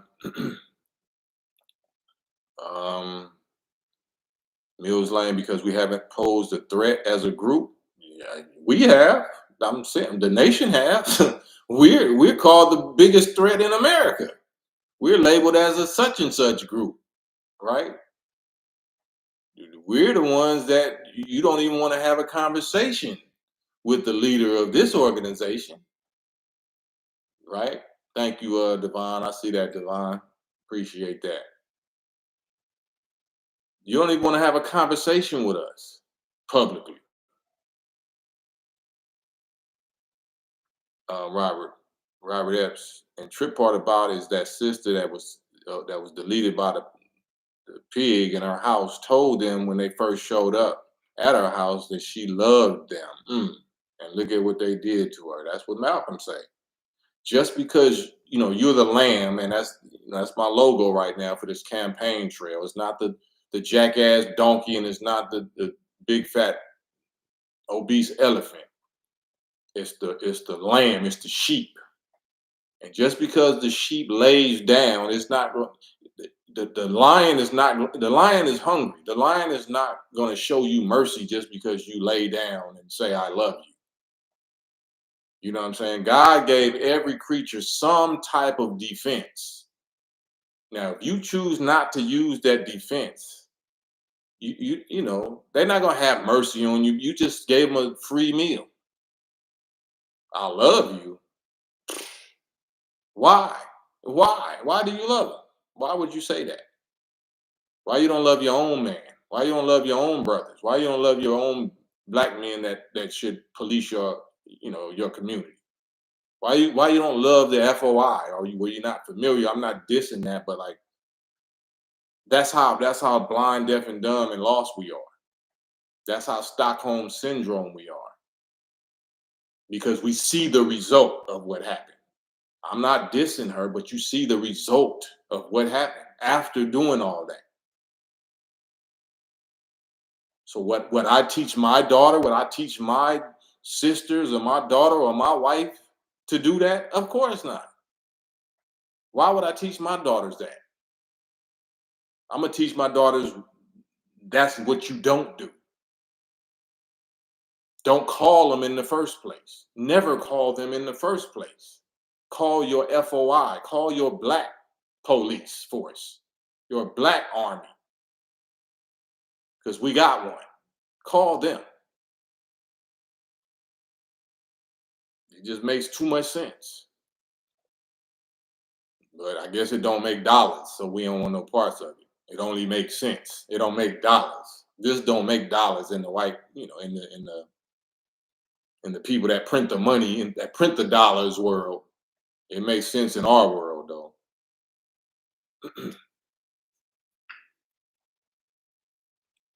um, how do we get in touch with FOI? NOI.org, NOI nationofislam.org, not .com.org like organization. NOI.org, tell you everything you need to know, and you don't have to be religious or whatever. Just soak up the information. Soak up the information. Keep up to speed on the information.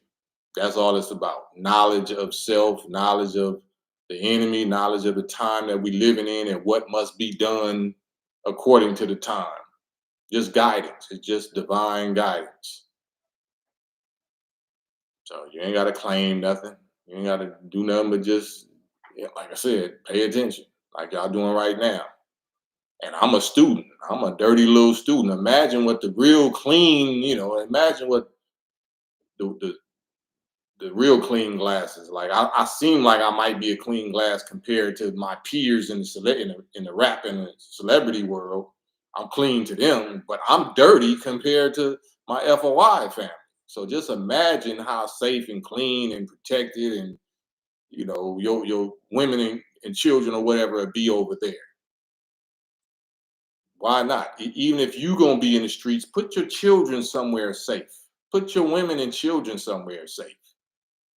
If you just gotta be out there in the streets doing your dirt and doing what you do and popping it and twerking it and whatever else you doing, sliding, put your children there then at least. Don't that make sense?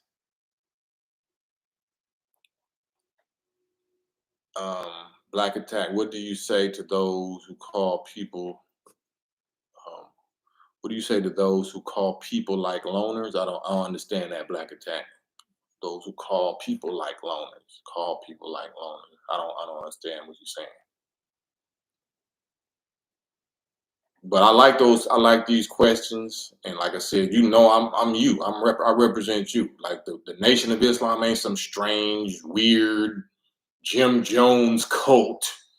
That's absolutely false. If anything, the Democrats and the Republicans is the cult. Whoever, we ain't never took no Jim Jones juice, but somebody damn sure took some Fauci juice. Hundreds millions or something Americans took some Fauci juice. So which one of us is really a cult? One organization said don't trust it. Another organization said trust the science, trust it, it's safe and effective. So be careful when you start judging like, hey, y'all a cult or y'all are this. Okay, might want to rethink that. Suede Track, salute. Yeah, plenty of sense. I mean, shit, I'm here to be grilled, examine me, put me on the hot seat, prove me wrong, please prove me wrong. I will submit. I will submit and follow your way immediately if you do that. Robert Epps, our people are going to have to understand that the teachings of the most honorable Elijah Muhammad is the truth, pure, point blank. It is. They know it. They know it, but they have to try their own thing. They got to do their own thing and let that fail so miserably. If they're still alive, if they're still fortunate enough to be alive after that, then they'll choose this. This comes after all else fails, and all else has failed. All else is presently failing. The first thing that starts failing is relationships, and then health. Relationships and health. That health piece is cold. What they doing with the food and what they doing with all these bio weapons and viral weapons in the name of diseases, all these STDs and STIs. You see what's going on in Houston, in the black community, the heterosexual black community, where everybody is freak off, and all this old sexy red and Sukiana and Megan Thee Stallion, everything sex, and that's exactly where the syphilis is at. syphilis pandemic outbreaks and the HIVs and the herpes. Like it's I can't, I can't lie. I can't lie. So then we get drunk and we stay high and we stay delusional, we stay denying it and avoiding it. Just just wildfire, it just spreads like wildfire because we doing our own thing. We doing our own law. We free. We free. We don't follow no man. We don't follow no rules. We follow our own feelings, and this is where it got us, right? Mills Lane. We don't even. We already know that. It's, you can ask Malcolm X's daughters. You can ask the Freedom of Information Act. So that's a old. I don't know how old you are, but yeah, that's an old, long lost, long proven question. Mo Better 12 we need you on here, bro. Spitting the real. I check out Brother Reza Islam also. That's right. That's my young bro. So yeah, salute to all the truth tellers. It's just we have a certain wisdom and a certain body of knowledge and information that's called the supreme wisdom that it resonates differently than everybody else, because you could have real good information, but if our spirit ain't right, if we got the wrong spirit when we delivering the information, it can actually do more damage than good, than it can help. So we don't want to make mischief with medicine. You hit somebody over the head the wrong way with the medicine, yeah, some might drip and leak into your mouth, but then you got a whole other problem. You didn't got a gaping cut on their mouth or their teeth or something. So I try to just respond in kind. I try to apply or administer it according to how much a person might be kicking and screaming at me. Heathen Deluxe, salute. Never Again is one of the best albums of all time. Made in America, slept on too. Man, salute. Salute. Black Attack, did you and BG Knockout ever link? Nope. Nope. Me and BG Knockout never linked. Me and Napoleon from the Outlaws never had another conversation. But I be loving it. I want all of that. I want all of these conversations. I want to prove, like, it's about show and prove. You heard that saying, show and prove, show and prove, show and prove. So the first show is just your physical appearance. Your physical appearance, pictures is worth more than 1,000 words. A video is worth more than 1,000,000 words.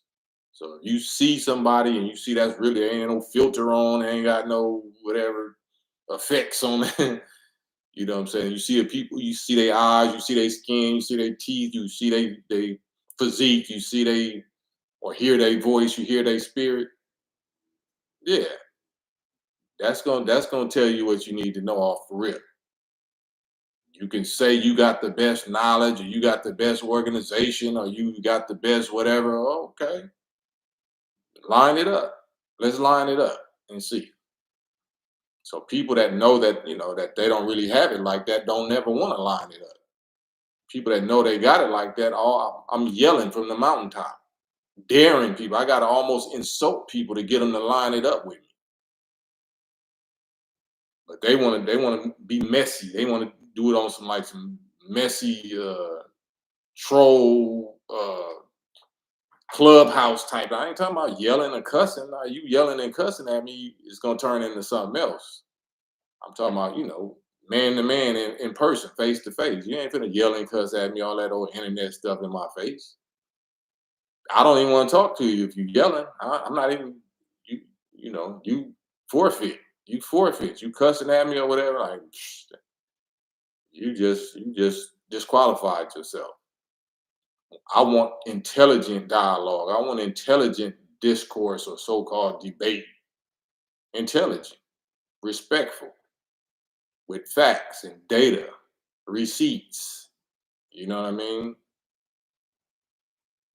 So Heather Deluxe opinions on Paris and Ascari X. Paris is my guy. I was supposed to be signed to Paris. I did 3 projects with Paris, or I was on 3 projects.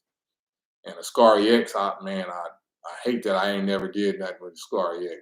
Always that was probably one of the top person in the business that I want to do something with. Tupac and Ascari X. So that's how much respect, you know what I'm saying, how much, admiration that I always had for Ascari X. Because he was on the same page we was on. I thought that, he was, you know, well, I ain't gonna go into that. It ain't nothing negative, but I thought he was NOI. We all studied from the same doctrine.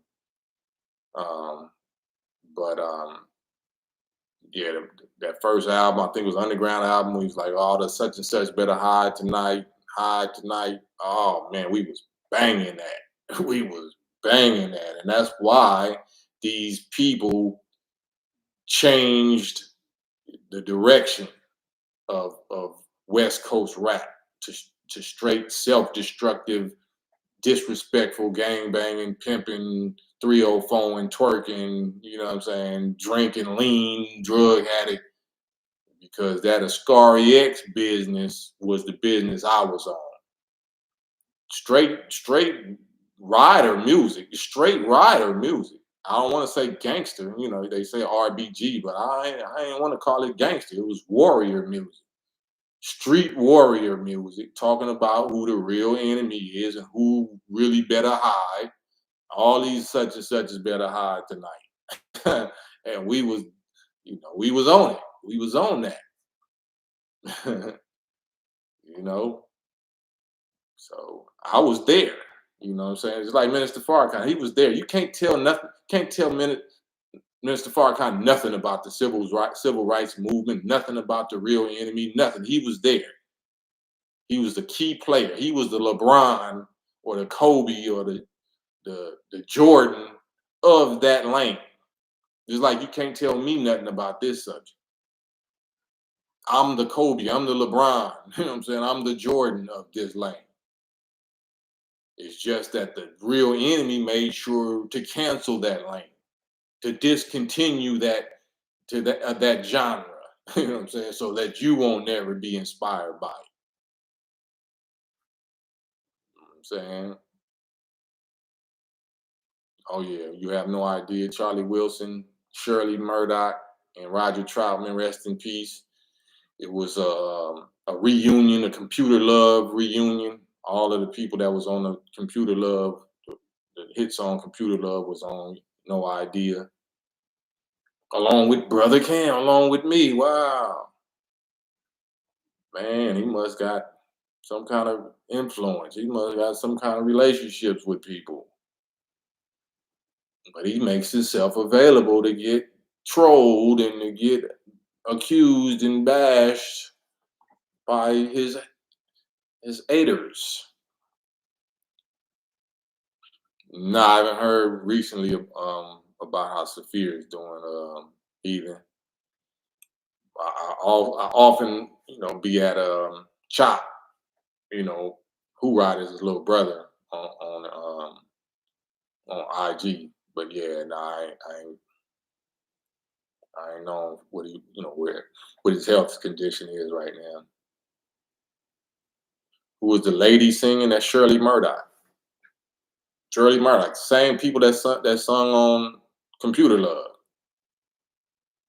The same singers on Computer Love is the one singing on No Idea. Shirley Murdoch, OG Shirley Murdoch, As We Lay, and Computer Love is more, Charlie Wilson, Uncle Charlie, and Roger Troutman. Rest in peace. Straight classic, straight hit. Why have Well, I ain't gotta ask that question. So, Brother Cam is a hit maker, always been a hit maker, but why are not they promoting my hits? Why they're not promoting Farrakhan when he's the greatest leader in our lifetime? So we just know what it is. So I know my value. That's why I even make myself available, because I would rather y'all, for the few people that tune in, I'd rather y'all get the benefits. People is going paying $300 an hour for from some European, probably rainbow psychiatrist, when they can come over here and talk to their brother for free and get probably way, infinitely way wiser and more loving counseling and advice and sensitivity and uh, sympathy and empathy and than you gonna ever get from the people that them Malibu shrinks that you paying $300 an hour to. You think you got the best therapist. My therapist, my therapist. Okay. The real Jesus made us mighty counselors. We're mighty counselors. Just because we don't write no invoice, it don't mean we don't know our value. Or Kyrie, that's right, Kyrie. Yeah, I definitely should have put Kyrie in there. Salute, Kyrie. What do you think the most underrated West Coast producer is? Or who do you think the most underrated West Coast producer? I wouldn't say Battle Cat, because we know Battle Cat ain't underrated. It's That's just a business thing. It's about who the industry decides to push. Because Dr. Dre is, you know, I know this for a fact. Like, Battle Cat is far more talented than Dre. Dre was talented as a engineer. You know, he would mix the hell out of a song, but he not producing no song. He don't play no instrument. He might have learned how to play later, but any hits that you heard was either a sample that somebody else played, or he called in musicians to play it. Battle Cat plays. He plays drums. He plays instruments, different instruments, and he dope. He just kind of in a West Coast sounding box. But these young producers today, they be getting it in. Yeah, Jinx was tight. Jinx, I don't think he played no instruments, but Jinx was tight as far as a hip hop producer, like sampling. Before they start cracking down on sampling and hitting us over the head like they hit me with an $853,000 lawsuit judgment, and I ain't there. I ain't producing their record, so Cube hit me with that, or his company hit me with that. So I got somebody just recently trying to get me about, about of that. But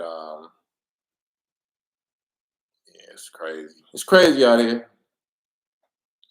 What do you think about DJ Yella as a producer? I'm not familiar with nothing that Yella produced. I know he was a DJ. He was tight as a DJ on, on live shows, but I'm not familiar with him as a producer.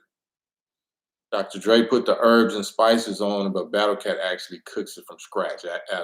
Absolutely, that's an excellent analogy. Mo Better, they just don't hear you though. That's right. I was upset Cube didn't do better by you because you got that flow, you got your own lane, sort of like Guru, rest in peace. Yeah, I mean, God got me. God got me. All this is smoke and mirrors. Celebrity stuff ain't real. That's not real life. What I'm doing and what we doing right now is better than any rap concert, any rap show, rap song, any rap image. This is real life. This is real war with the beast, struggle, pain, warfare, brotherhood, sisterhood, live interaction. You know what I mean? The value of companionship, the value of real quality company. That's what I'm talking about. The value of quality company. You don't have to agree with me, and you probably won't a lot of times, and I might be abrasive and you know too rough. Or my voice, you don't like how my voice sound. You don't like how my face look, how my head look. I don't like your face. I don't like nothing about you. But something valuable gonna come out of my mouth though.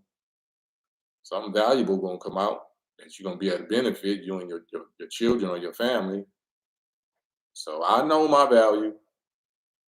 I know your value. That's why I'm even doing this, because you just as valuable, if not more valuable than me. So Rather give this to y'all than to give it to people that act like they don't need it.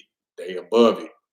Swine. I don't cast my pearls and my jewels to the swine that don't value it. If y'all here listening to me, then y'all obviously have some kind of value for it. The company is quality company that we keeping. So that's my reward. That's how, I sleep good at night. Get some of these sins off of me. um, what about Rakim new album? What do you think about it? Free Thinker. I didn't hear the whole album, but I heard that single, and I love Rakim, but that single wasn't it. The beat that I heard, I haven't heard the album, but that single with everybody on it, like LL, and I think just everybody, like all of the original, that beat was weak. That beat was a waste. They wasted all of them people, all them superstars. You should have got one of these youngsters' little beats and put them on that. That would have did something. G Rock, Das Effects producer, Solid Scheme. Derek Lynch mentioned you in an interview he did about Peace Treaty. Yeah, and rest in peace, Chris Charity. I think one of them passed away. So yeah, they did Peace Treaty, and they did I forgot what else they did. But if you listen to Das Effects Straight from the Sewer, that single Straight from the Sewer, the remix, not the original one, but the remix, you will hear all the ingredients of Peace Treaty. Yeah, you hear all of it. Like, oh, that's the yeah. You hear the drum sounds. You hear a little bit of Atomic Dog. So I just, had them mix it different and added some other little ingredients. We had an Ohio Players sample as the hook at first, but they wouldn't let me clear it. So the original version of Peachtree was hard. Keep the Peace on your second album is something I play at least once a month. Warren G didn't play the keys, I assume, but he put together something lovely. Yeah, he was on that G Funk. So that's probably what Dr. Dre was doing. Like I said, calling in producers. That's still producing. Technically, if you're calling in musicians and telling them what to play and how you want it to be played, that's still producing. But Battle Cat actually be playing stuff. DJ Unique is from Los Angeles. He mainly produced for Bone. He was a good match for them.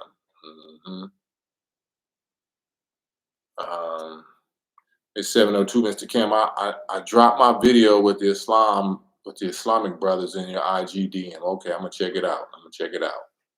I got a couple of videos with some Islamic brothers. I got one video, me and my brother, young brother.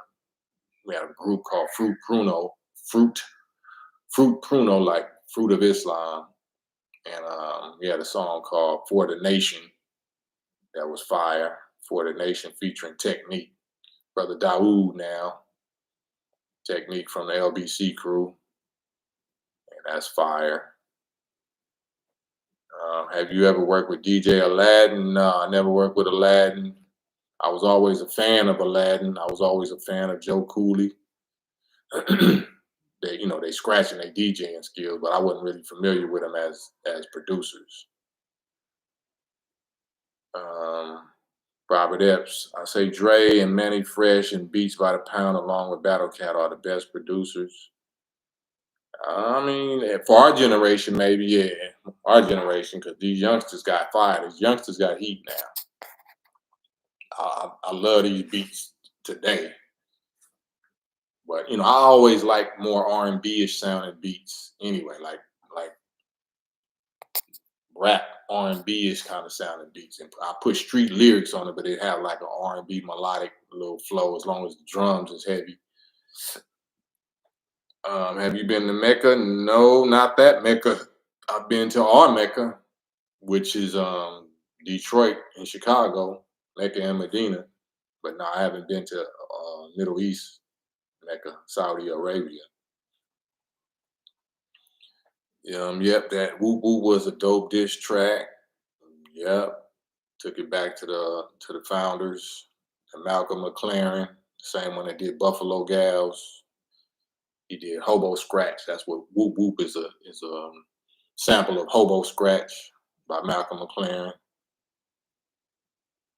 Studio Ton, who did E40's early stuff, was amazing, very funky. Yeah, what in the Bay, like it's some funky, like EA Ski and Banks, of course, back in the day, but EA Ski is hard. You know, he did a lot of Spice Ones stuff. He did a couple of my records. He always been hard. Yeah, CMT, EA Ski and CMT. Yeah, yeah. Where was I come? Where was I? Where or was Where I Come From produced by DJ Pooh? Yeah, that was hard. Pooh got off on that. Like Pooh, will, you know, every now and then, he'll pull out some straight bombs out of nowhere. Like so, yeah, he did. Where I Come From. He did. Pooh did a lot of stuff. He did Every Single Weekend on the Boys in the Hood soundtrack. He did. Um, He did a few on my first album, on Never Again album. He didn't do Whoop Whoop though. I did Whoop Whoop. I had Tony G. Tony G is the one that tracked it up for me and put it together. Tony G did, but I'm the one came with that idea. Hmm Right. He said the dog father wasn't it. uh DeAndre, West Coast hip hop historian. Yep, that's what we. I mean, why not, man? Why not? I got stories. Trust and believe I got stories. Trust and believe I was there. And a lot of the stories that I can't tell, and I'll be trying to figure out a way to tell certain parts of it and make it interesting enough instead of me talking in codes and fragmented sentences and stopping and stuttering because I might slip up and actually say a word that I can't take back. So I got to be real careful. Robert Epps, Rhythm D, that's my guy. DJ Train, rest in peace. He was my DJ. So I don't know if y'all ever saw. They show make sure to get rid of anything with me in the history books. But I was on Arsenio Hall when Arsenio was popping. I remember Arsenio Hall show, and Peace Treaty had just came out. So I performed Peace Treaty, me and Solo and Layback, rest in peace. And DJ Train was my DJ. So that's how close and cool I was with NWA. You know what I mean? Because once I split from Cube, then I was like, yeah, I ain't got no problem with NWA. Like, what's happening? I was only riding, I was taking that position because I was riding with Cube. But once we kind of parted ways, and me and Ren got closer than me and Cube was.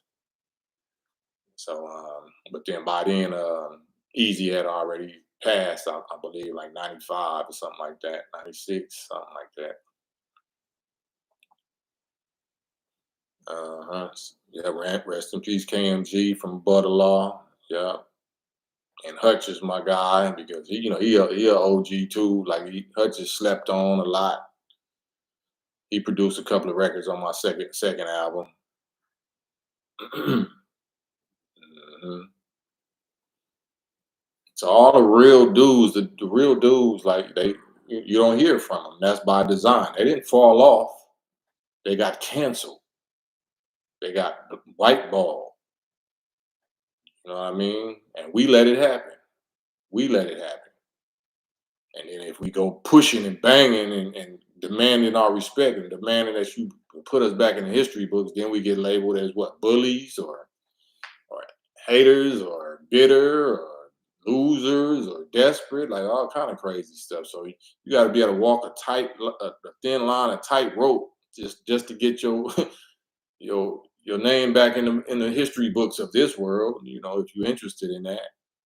So with me, it's not even about that. It's just about I have to kind of tell stories to establish my pedigree, to establish my rank, my credibility to what I'm saying. Because if you never heard from me, you ain't heard from me in a while. A lot of people like, who is this? And why are you always talking about such and such?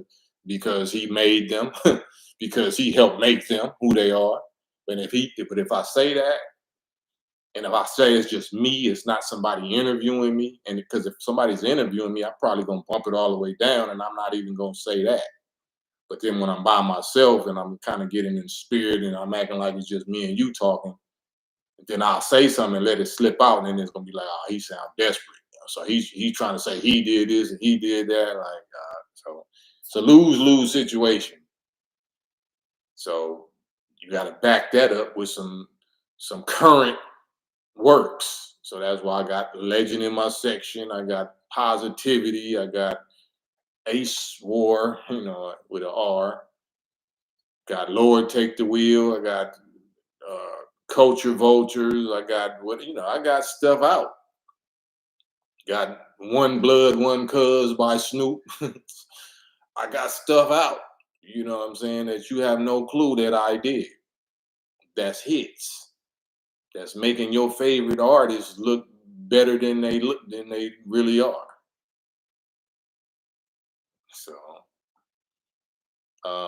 was Dre doing his manager back in the was Dre? I don't know. I don't know none of that. This makes me think if Easy was still here, maybe we would have got to speak to him too. Yeah, definitely. Definitely. Easy was down to earth. Easy was cool. Easy was cool. Cam, what is your perspective on Arabian Prince not being in the NWA movie? Like, probably, I don't know what their history was. He probably did some manhood stuff. He probably said or did some manhood stuff and got him omitted, like I got omitted. That's the best I can think. If you wasn't in it and you one of them original members, then yeah, you probably said or did something too manly. You know what I'm saying? That's why you got to get on this internet and talk your talk. I got to pop my stuff. Who gonna tell me I'm lying? Like if I really do it, like by myself, I can do this because I don't have somebody. I can talk like it's just me and you. You know what I'm saying? But who gonna stop me, man? If I really want to pop it, you know, who gonna say shut up, Cam, or you lying, or that didn't happen? I dare these dudes. Like it'd just be so ugly. And they don't want me. They be praying, oh God, please don't let him say that. Don't let him. And I don't know. We'll see. We'll see. That movie was fantasy. Ain't no way he punched that Dre punched Suge Knight like that. I wasn't there, but according to Panic Zone lyrics, he says in Arabian Prince and NWA, he did that to D Barnes. Were you ever on Pump It Up? Yeah, I was on Pump It Up. I was on Pump It Up. Meet Cube. Was it Pump It Up? Yeah, when Cube was on there. What's up? Yeah, I was on there because I think Cube had his little Suzuki Samurai. So I don't know if I was on. Well, I think I was. Yeah, I don't remember. That's so long ago. Do you know Lil Hawk out of? Do you know Lil Hawk out of prison? No, which Lil Hawk? Count the Most Wanted Lil Hawk, Lil Hawk and Bird. Yeah, I didn't know, man. I'm out the loop.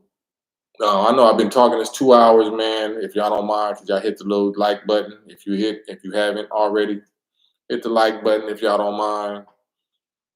You know, I'm not sponsored by nobody. It's Sunday. Y'all can pass the collection plate if y'all see fit. The Lord puts it on your heart. You know what I'm saying? My Cash App is right there. So feel free to donate to the cause and contribute so I can keep this going. But I'm gonna still keep it going anyway because I appreciate y'all. So y'all who I do it for. Virtuoso, Cam, you and Solo were featured in the documentary movie Dead Homies. Yeah, yes, we were. Dead Homies, and another one Straight from the Streets, and another one. It's about 3 or 4 of them that we was in. Doggy Style or Dog Food, I don't even know, bro. Third Eye TV. Um, oh, you said from Damu Riders? No, I'm not. I'm not. I'm not aware. Um, Top 5 West Coast rap albums of all time? Man, I have no clue. I don't have. I can say my top 5 West Coast rappers, but I don't got no clue, man. I, I can't keep up with that. Did that and subscribed, son. One up, TU. Thank you, son. One up. Appreciate you, man. Doobie Sonics. Did you ever work with Dale when he was signed to Street Knowledge back in the day? I didn't. Did Yeah, we did something. Not just one on one. Like we was probably on a compilation or something before together. Dale was my guy, man. He was a good dude. I mean, not was, but he's a good dude.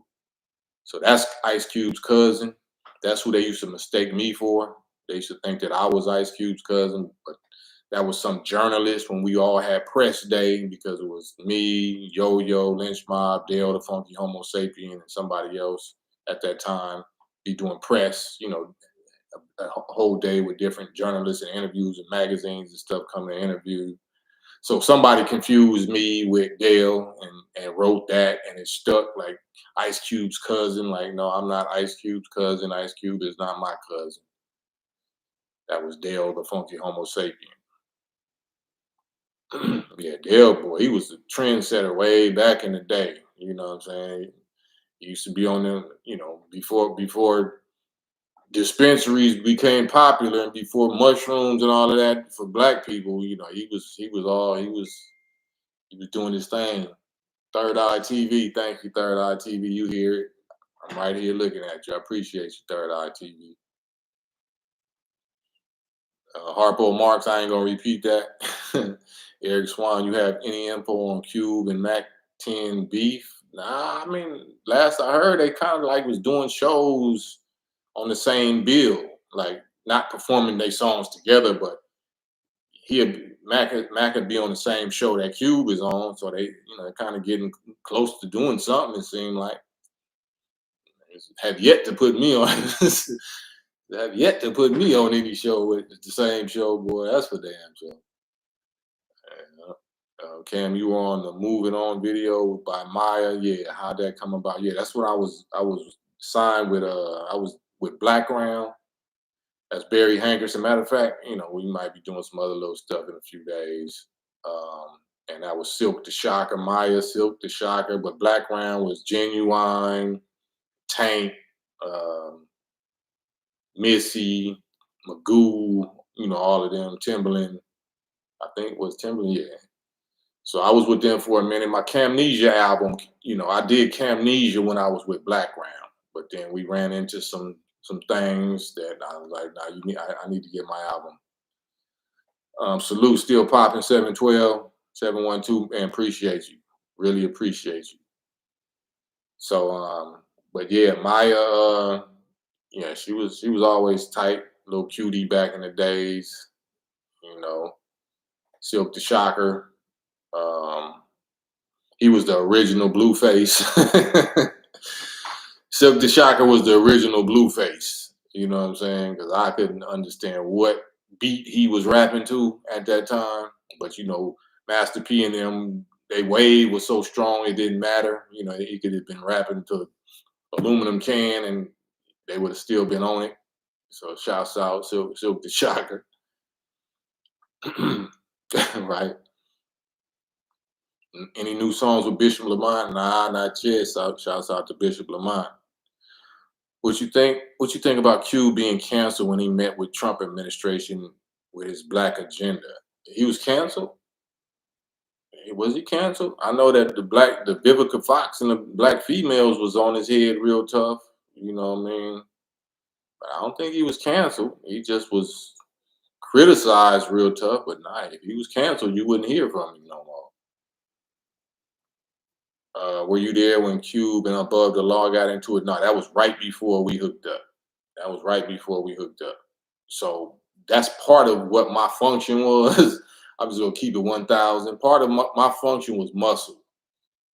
Part of my function was muscle, or you can call it security or reconnaissance or whatever. So whoever Cube had issues with prior to me getting there, we made sure that he didn't have them problems.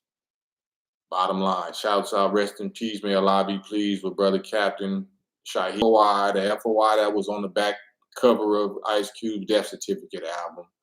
That's what made us known nationwide and worldwide, is the demonstrations that we put down for our brotherhood and for our people.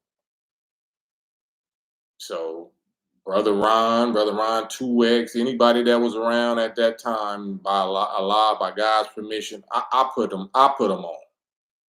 And then, all of a sudden, once me and Cube split, then Ron saying all of a sudden he cousins. He's him and Cube is cousins. All right, all right, well, enjoy. You know what I'm saying? I guess it's whatever. So,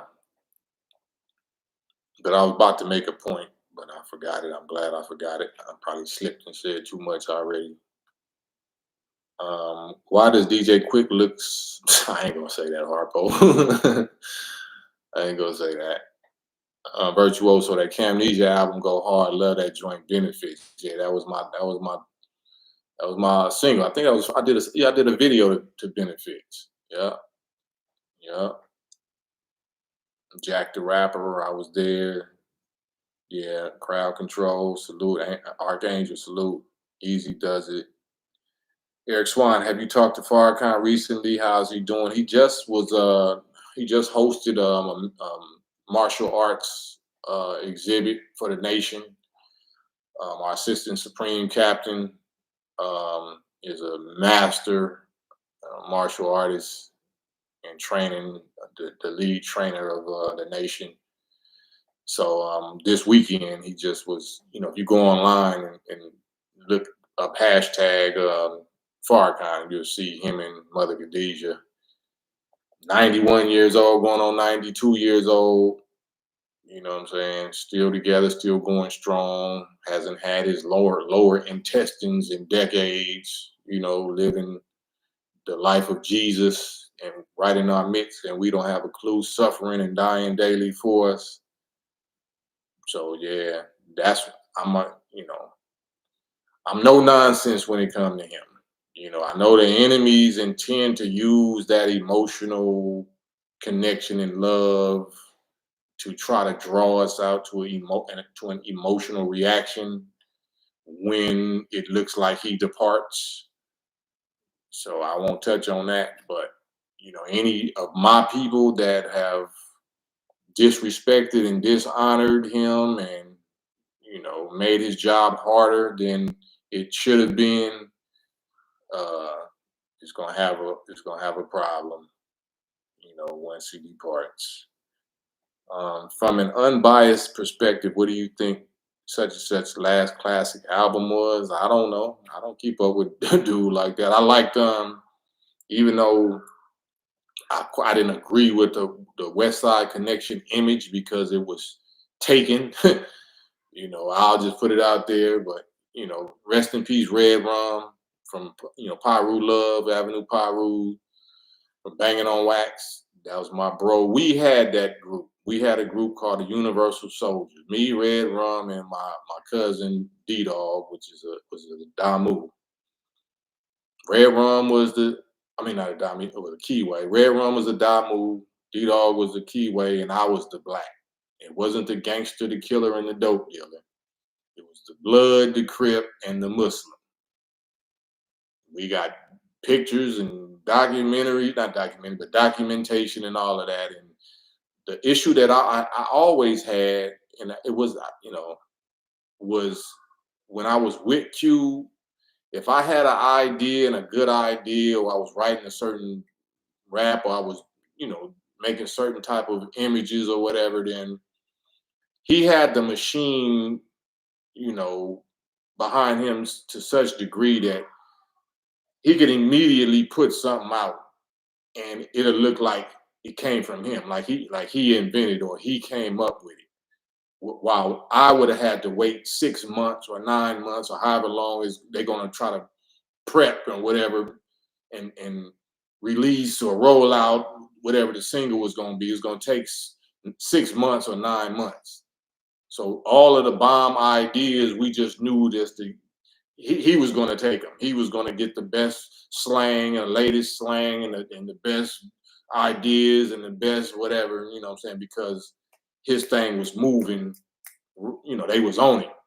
They was on him. They wanted more, more, more. Give me more of that. So they was hurry up cranking it out.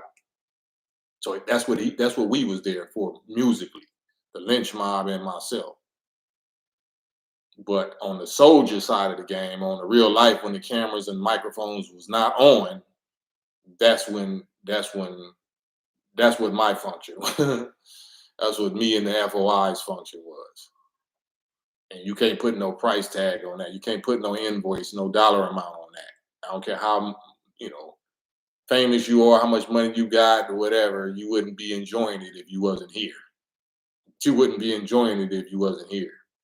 So that's why you know, uh, what is that word? Trying to think of a whoop whoop lyric. Um, a, a hit record only a hit record don't mean niggas gave you a pass reluctantly because we told them you was with us. If it wasn't for us, you wouldn't even be breathing, bro. I think that's the line I'm talking about. If it wasn't for us, you wouldn't even be breathing, bro. That's for sure. This ain't no fairy tale ish. But look at the things I get. You started this gangster ish. Well, I started this brotherhood ish, and if it wasn't for us, unless Allah please, and we have the we have the audio and documentation to prove it, but you'll never see it. You'll never see it. That will never see the light of day. Not for me, at least. You just got to think I'm capping. Do you have any of those songs y'all recorded for Universal Soldiers? No, Red Rum got it. So whoever, he got hundreds of songs. He got hundreds of songs. So me and him probably did 30 songs. But he got more songs than that I didn't get on. So yeah, that's my bro, man. Um, Quiz Money, glad to see you back in the light, so to speak. You know what I'm saying? Keep the Peace from Made in America album, been on heavy repeat rotation. Appreciate it, Quiz Money. Newt Bangham are going to get a part two of the song No Greater Love. Oh yeah. We're gonna definitely, God willing, do some more of those NOI mixtapes for sure. Just straight for the community. That first East Side album was a classic. Yeah, what I was on the Ghetto, in the Ghetto, and I was on Thankful, Be Thankful, and I think I might have been on one more, but I know I was on those two. Third Eye, Bloody Mary was hard. Yeah, Bloody Mary was hard.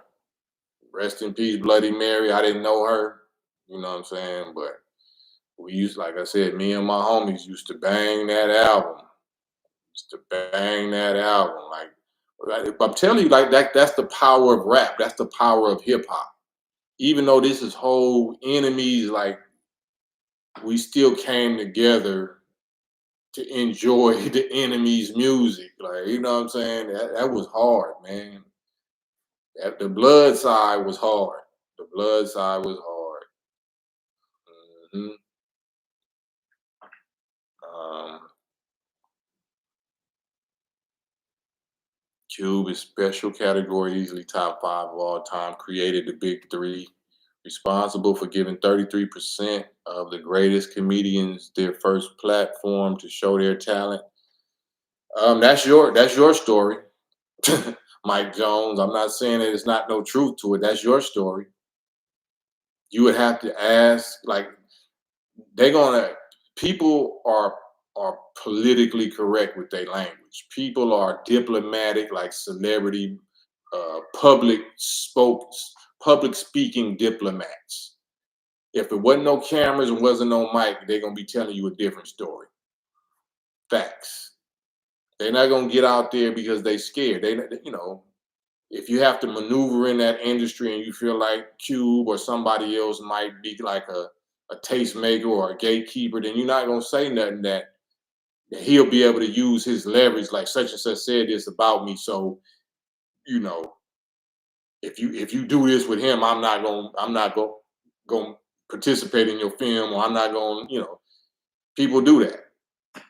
So luckily, somebody like me that don't rely on no industry gatekeepers for whatever, I'm gonna call it for what it really is.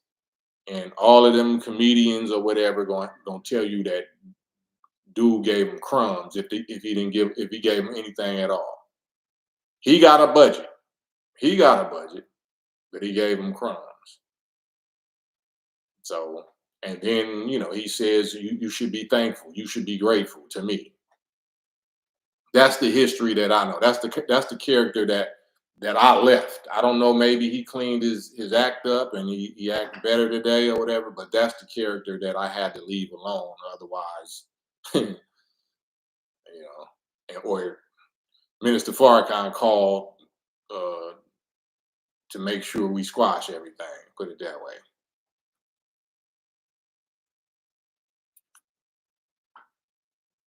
Because I didn't want to be a victim of COINTELPRO, and I didn't want him to be a victim of COINTELPRO either. Once Minister Farrakhan gave me his wise counsel, it wasn't a macho thing. We just do what we do, but we didn't realize that we was representing a bigger image than what our little local thing was. And one of these agent provocateurs will hit one of us and blame it on the other camp, and then it'll be a full-scale mess. But on some local stuff, yeah, it was gonna be what it was gonna be. Peace treaty blessings, Frederick Patton, blessings from the city of Compton, Hub and the Dub, Temple 54, yeah, Long Beach and Compton Boulevard. Yep. Yep. Man, we did so many, demos, but used to be's don't make no honey. So I try to stay out of dwelling on the past. I try to stay in the present time. The gift is the present, right? The present is a gift, and the gift is the present. So whatever we did yesterday, we can't bring it back. But history is best qualified to reward our research. So I have to let people know what the history is and why I'm qualified or justified in saying what I'm saying in the present and doing what I'm doing in the present, even though you don't understand it or you don't like it. I'm not saying y'all, but those as why you black men tearing down each other, black men tearing down Kamala Harris, or black men, like, no, we're the organization. We're the ones that God used to even wake you up in the first place. But now, so many think that they smarter or slicker or wiser or more experienced. All right, well, you keep losing, you keep making the wrong decisions, and we not. I don't know how we started getting back on some voting for presidents. I don't know how we slipped on that banana peel and believed in that. The president, we into that now? Eric Swan, have you ever met Sally Sale? Yeah, that was my guy. Yep. Yep, Shelly Sales, my guy. I think we did I did some on his compilation of it. Because he had a compilation I was on. Alan LaCour, what's your definition of successful? What is success? You know what I mean? Success, that's part of the problem. We think success is money and fame. When the most satanic and weak and weird losers are celebrities, rich celebrities. So what is success? Sherrod one, peace. Heard Cube say Death Certificate was his best work to date. Did you have any influence with that iconic album cover? Absolutely. Absolutely. You see the influence. You see what, he didn't have a Jerry curl. He had the FOI life side, deaf side. So obviously somebody got to him, right? Minister Farrakhan existed. The FOI existed before he met me. So what happened when he met me, that his whole image changed, that his whole album, his whole,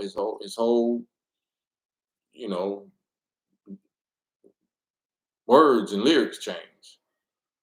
Mine didn't change. So that's not a diss, that's a good thing, because mine changed when I met Minister Farrakhan. When I met these teachings, mine changed. So I'm not saying it was me, but it was the teachings. It was the teachings of the Honorable Elijah Muhammad and the Honorable Minister Louis Farrakhan in me, in the way that I lived it and expressed it in my unique expression, like we all got. We're not here to be clones of Farrakhan or clones of Elijah Muhammad. We're here to be us. Put that supreme wisdom, knowledge, and understanding in your experience, in your unique fingerprint, your unique expression. You're not here to be nobody else. You can't be nobody else, and nobody else can be you. But when you feed from the best food, the best you, the best unique you is gonna come out. So when people see that, it's inspiring. Oh man, I like his style. I just like his style. I don't know what it is. I just like his style. Yeah, because it reminds you of the style you know you got. You finna take a little inspiration from his style and a little inspiration from his style, a little inspiration from his style, and that's gonna feed your style. Eventually, you're gonna come into your own, and people gonna be looking at you the same way. That's what this is all about. Yeah. Alan LaCour, why did you appreciate Cube so much? That's why. I appreciated the gift. He came from where, our city. He was representing our city. He was rapping our type of slang and language. So it wasn't like New York or Run DMC or LL Cool J or nothing like that. We didn't talk like that over here. So he was the best rapper from here that I seen at that time. He was saying the lyrics that we lived every day, and he knew how to put them together in the way that we lived it every day. Cube was the best, absolutely the best. NWA, from NWA all the way to when he got with me, absolutely the best. He only got better. He peaked out at me. He started after death certificate, he started declining, in my view, in my opinion. I like the West Side Connection sounds, like the sound, the production of the album, but I don't like the image. West Side Connection, I think the first album, the first West Side Connection album, he had some banging beats and banging concepts, but it was just childish. Like, how you going backwards with your image and your content? Why are you talking about gangster, the leader and the such and such dealer? Like that was trash to me. um, T Dub, yeah, from Folsom Mike Jones, yeah, rest in peace, T Dub. That's my loved one. Loved one. Archangel, first defense for your Camp C. You finally lit the Ezekiel prophecy wheel up in Detroit Art Plaza, gate in front of Jefferson Street. Salute, salute, salute. Harpo Marx. Who wore the bandana first, Tupac or Ice Cube? Me. That sound whack, but me. Yeah, that's the cold part. Just like I said, so much style that you seen Cube do. He didn't come up with that. He didn't come up with that. He saw us doing it. He saw us doing it. That's when he first had his bald head, right? That's it was a good day. That was it was a good day video. And the house that he was living in was on Overhill in the jungle. I'm not the jungle, but the Dons, if y'all know anything about Baldwin Hills or whatever. He was living in the Dons and he was having problems, real street problems. And Brother Cam and the FOI was his go-to people. You know what I mean? But as far as the bandanas and all of that, yeah, he got that from us.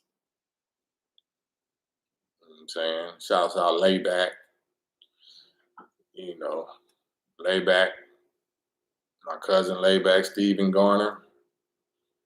So between him and myself, with the white t-shirts, with the Aunt Jemima bandanas, with the khakis, the tan khakis, the white K-Swiss or white Reebok Classics. I mean, our uniform was immaculate. Our East Side uniform was immaculate. Always white tees, fresh ice white tees, always white shoes, always tan khakis or khaki shorts or 501s. Like, it was no contest. It was no contest. The style was too immaculate on some street business. Um, yeah, I don't know about I don't know Onyx or they whenever they was doing. Derek Mallory, have you ever collaborated with K Reno? Um, Not musically, but we definitely been talking. Because K Reno is hard, super hard. So I always wanted to do something with him.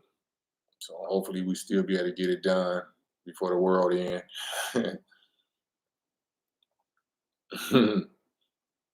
It's 702, right? You know what I'm saying? Uh-huh. Always talking about Q, what happened when B Brazy pressed about the whoop whoop stop BS. Damn. Bless your heart. Why you over here on foes? That never happened. When did B Brazy like type that in the chat? Type the whole story. What did B Brazy rest in peace ever do to me? Well, you got the story all the way twisted. Press me about whoop whoop. That's boy, y'all 5150. Um, Eric Swan, was Red Rum really Corrupt's cousin? Yes, and that's part of what uh, Rum was very disgruntled about and very hurt and brokenhearted about because he felt like Corrupt left them for because they was rapping together. They started out together, so he felt like he left them for the Snoop situation. Um, yeah,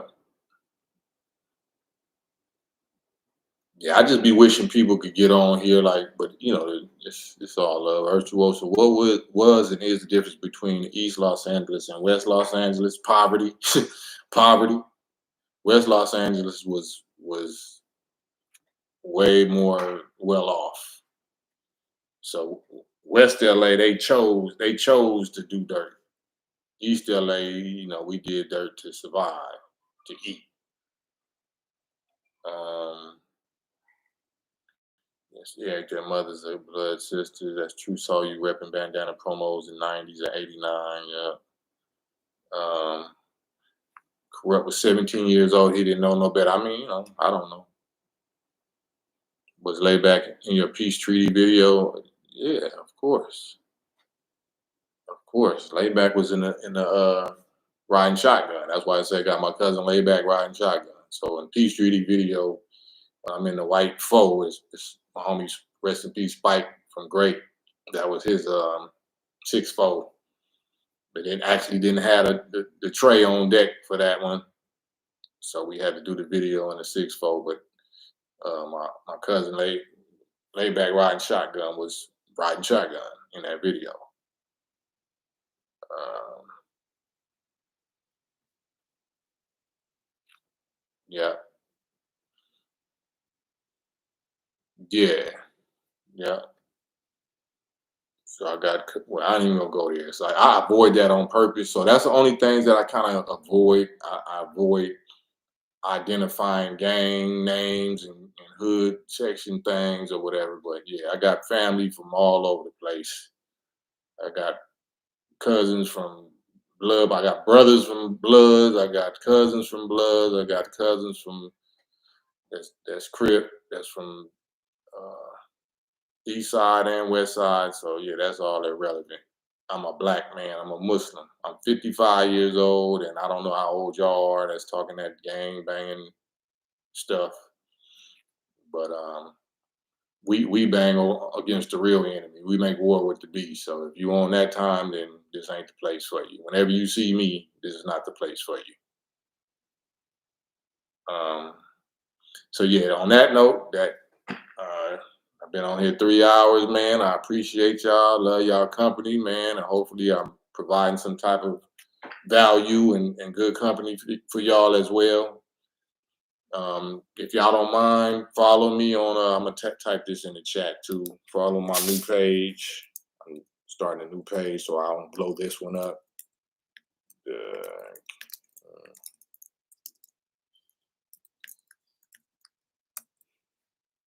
Follow me on that right there. If y'all don't mind, hit the little thumbs up. Follow me on the campaign trail because I'm gonna start doing all of this over there also. Because I don't, I'll be slipping right now. Like I said, a few things that I don't want to strike. Um, Big Steel's page, it's Digital Soapbox Network page. It's not my page, but follow me on my page and we'll go all the way there because that page is new. It ain't monetized anyway, so I can talk all the talk y'all want to talk. We can get down and dirty in certain details. And if y'all got heart, y'all want to jump on the live with me and challenge me or act like you want to say some of that troll stuff. Let me see what you look like. Let me see what you sound like saying. Let everybody look at you what you look like and sound like saying it, and get somebody to vouch for it. That won't happen. But that's what I'm gonna be doing over there on the campaign trail. That's what we do over there. That's what the campaign. Cam been through pain. Cam is redistributing the pain. So follow your brother over there, man. I appreciate y'all. Love y'all. Thanks y'all for the cash apps. You know what I'm saying? I got them, man. They're priceless to me. And on that note, man, I'm gonna sign off. Peace. Digital Soapbox Network. Shouts out Big Steve. Shouts out Glasses Malone. Peace. Till tomorrow.